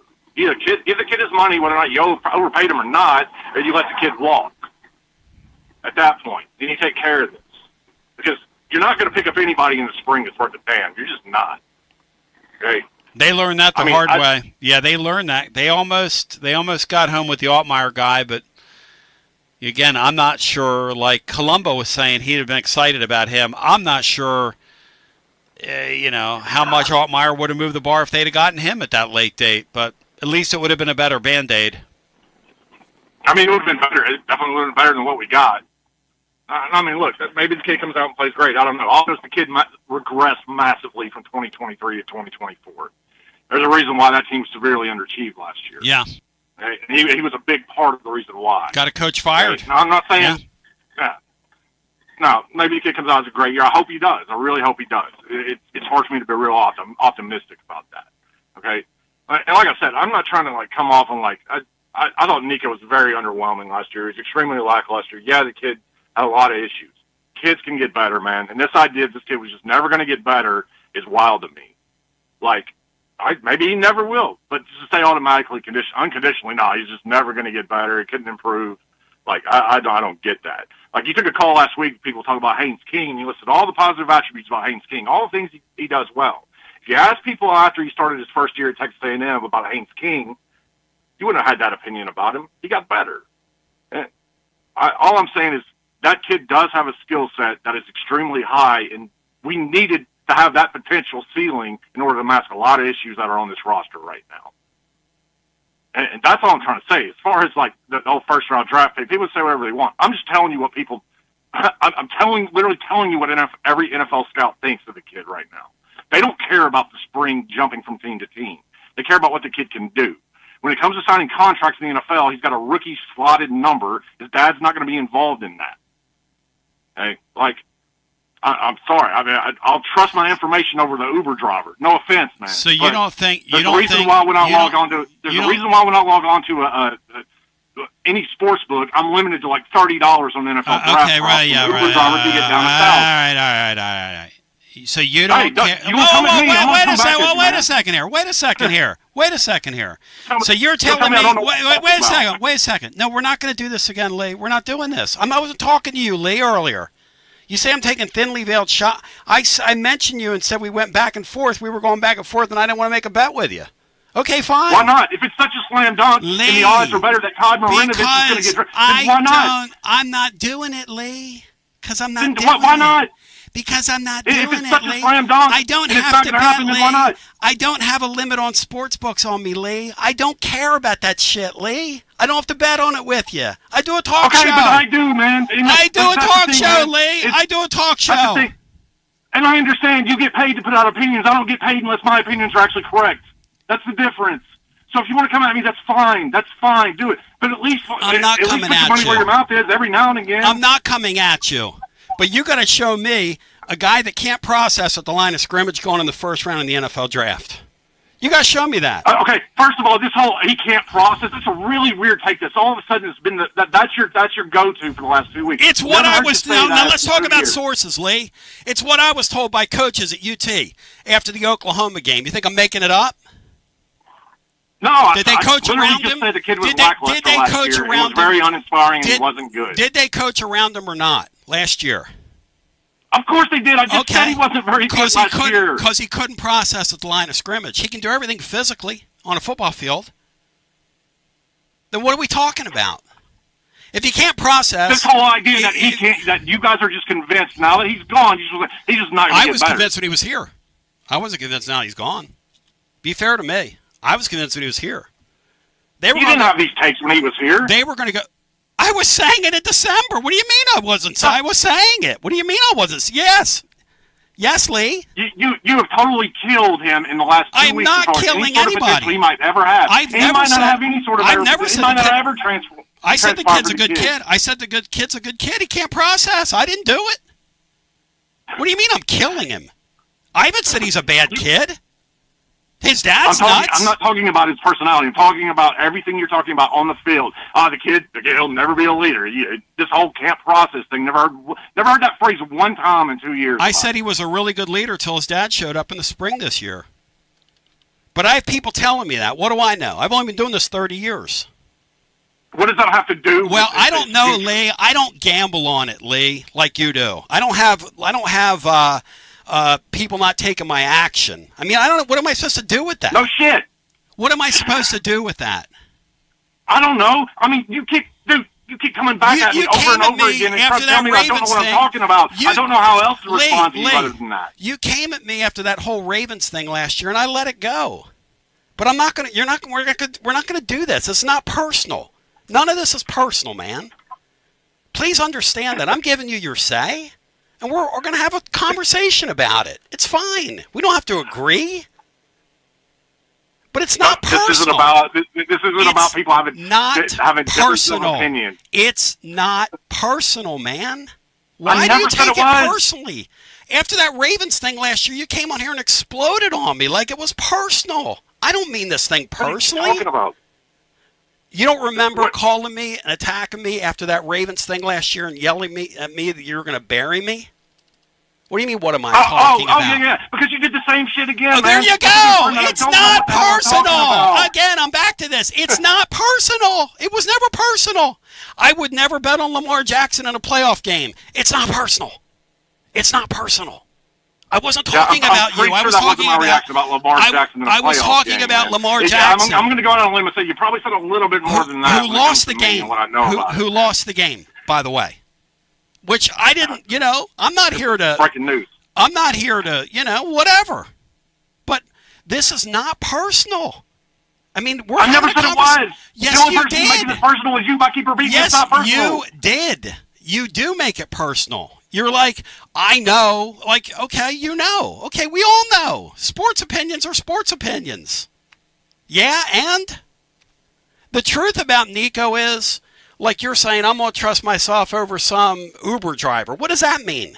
I mean, what are you? I don't know. You weren't telling him. Are you in the NFL? He wanted to come at me and tell me I don't know what I'm talking about, but it's not supposed to be personal, Are you right? in the NFL industry? I mean, are you in the industry? Are you a scout? Because I'm telling you what I talk to. I've got about 6 of their numbers in my phone book. Okay, good. Okay, because I'm telling you what those coaches over there told me, and I watched the entire college football world's reaction to Nico being a free agent. And where did he land, Lee? This first-round pick. Where did he end up? Yeah, in the spring. If he would have transferred in the fall, you and I both know he would have been in the SEC. Really? I don't know that. Yeah. I don't know that. You just don't want to say it. I don't know that. Matt, do you know that Nico would be an SEC quarterback in the SEC if he'd have left in December? Would he be in the SEC, Matt? Do we know that? He'd be at a much better place than UCLA. I don't know if that's the SEC or not, but there's definitely a school that would have taken a chance on him because he's got so much talent. Yeah, I'm gonna disagree with both of you. I don't know that he would have been in the SEC. But it's not personal, Lee. I love you. You're my guy, man. You love dogs. I love dogs. We love each other. Nobody said it was personal, Tom. But I mean, you get way can't send me cranked text up like the on ones me. you send me, and then they'd be like, "Oh, it ain't personal." Lee. Like if I cracked on you about your radio career and how you run business, you probably take it a little bit personal. I've never said anything about your business. What are you talking about? That week I said I wouldn't bet on the Ravens, and I was having fun with you, and you exploded on me and said you'd bury me. No, I know what you're talking about now. It was a little bit more than that. And you'd say you'd bury you. It went from that to I'll bury you. Like, what are we talking about? I love you. You're my guy. We can disagree. And if the guy's a first-round pick, I'll own it. I don't think he's going to be a first-round pick, Lee. And by the way, if he's the fourth, okay, but it's not a fact, Lee. It's not a fact. It's not a fact, though, Lee. He's not going to be he's not, until they have that draft, he's not a first-round pick. You can tell me where he's ranked, but let me ask you this. If he's the fourth quarterback ranked next year, where will he go in that draft? Let's say he's going to go in the top 10. So there are going to be 4 quarterbacks taken. All 4 of those quarterbacks will, barring catastrophic injury. Are there 4 quarterbacks taken in this year's draft in the top 10? No. So Nico is good enough that he's going to be a first-round pick in the top 10 next year. Those 4 quarterbacks all rate out much higher than Cam Ward does in this year's draft. Okay. And you really believe that? You believe that Nico is going to be a top 10 pick next year? Right now, yes, absolutely, because of where they have him slotted. How about 1 year from now? Do you really this believe isn't my that, opinion. Lee? Again, this isn't my opinion. It is your opinion, Lee. It's literally not my opinion. Do you believe he's going to be a first-round pick, a top 10 pick next year? Yes. Okay. As of right now, yes. And that's your opinion. And I appreciate you. It's not my opinion. Okay. Listen, I want you to understand something. Look, the NFL draft market, the reason why people don't make money on it is because it's not an opinion market. This isn't a single game. It's an information market. That's why books won't take people like me's action anymore, because we have better information than they have. And we killed them for 10 years doing so. That's why I can't get any money down in these markets on them anymore. It has nothing to do with my opinion on who's good and who's not. It's knowing who's going to take who and what other people think about them, what those teams think about those players. Hey, Lee, I love you. Love. Think about it, not going to be. That's where he's going to get drafted. Love you, Lee. Lee, love your show. Listen, if that guy's a top 10 pick, I'm going to wake up tomorrow 6'5". Okay? You can tell me where they have him slotted right now. till you're blue in the face, and that's great. That kid ain't going in no top 10 next year. But I love you, and that's not a slight at you. We're going to have a difference of opinion. And that's all right. But it's not because I'm trying to, dismiss you or whatever the word is. We're going to disagree on something. Matt, Brian, any final thoughts here on the way out? UCLA's football program is dad. It's dad. Matt, any final things, any final thoughts here on the way out? And Lee, I love you. You're my guy. I love your passion. Just for the record. But this ain't personal. Yeah, maybe you could text Tony Vols and ask him if they're going to play tonight since it's raining. But a big revenge game because Lipscomb beat Tennessee last year. So Tennessee has a lot of motivation to play well tonight with coming off the weekend and with Lipscomb having a winning streak against them. Hey, Matt, after the weekend Tony went through, usually that text would be met with mirth. I'd have Tony Vols tell me he wants to bury me, Matt, if I texted him right now that. Yeah. And he would mean it. Oh. I think Lee meant it last year. Probably. Bino says I can make the Pope cuss. Bino says you could even make the Pope cuss, so maybe it's just a skill I have. But I want to thank TGMD, the great Matt Dixon, who did a great job today on the show. And I want to thank all the incredible callers. Look, did the Vols land on their feet? I have no idea. We'll continue the conversation tomorrow. Also, Tennessee in the transfer portal, they now have to pivot. They thought they were getting Freeman. We knew Rice was a little bit of a longer shot. Freeman was in their pocket. He fell out of their pocket. Pearl shook him loose. They got Nate Ament they went 1 for 3.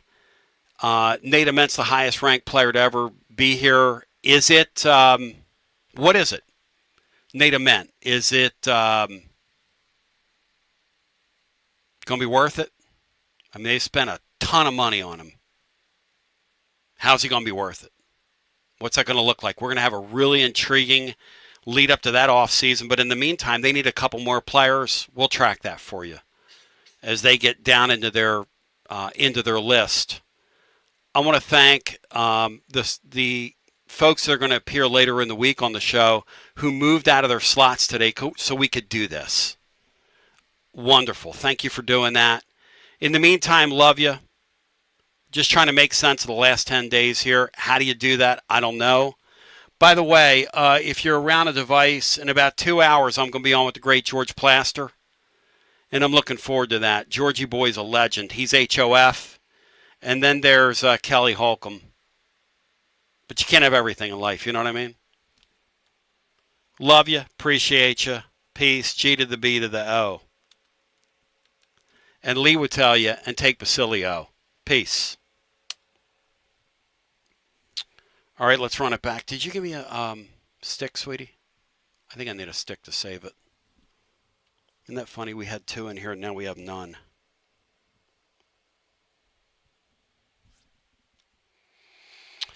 All right, we're going to run it back today. To my friends over on the YouTube, thanks for being there. Please like and subscribe, subscribe and like. And we'll be doing some shorts with you as well.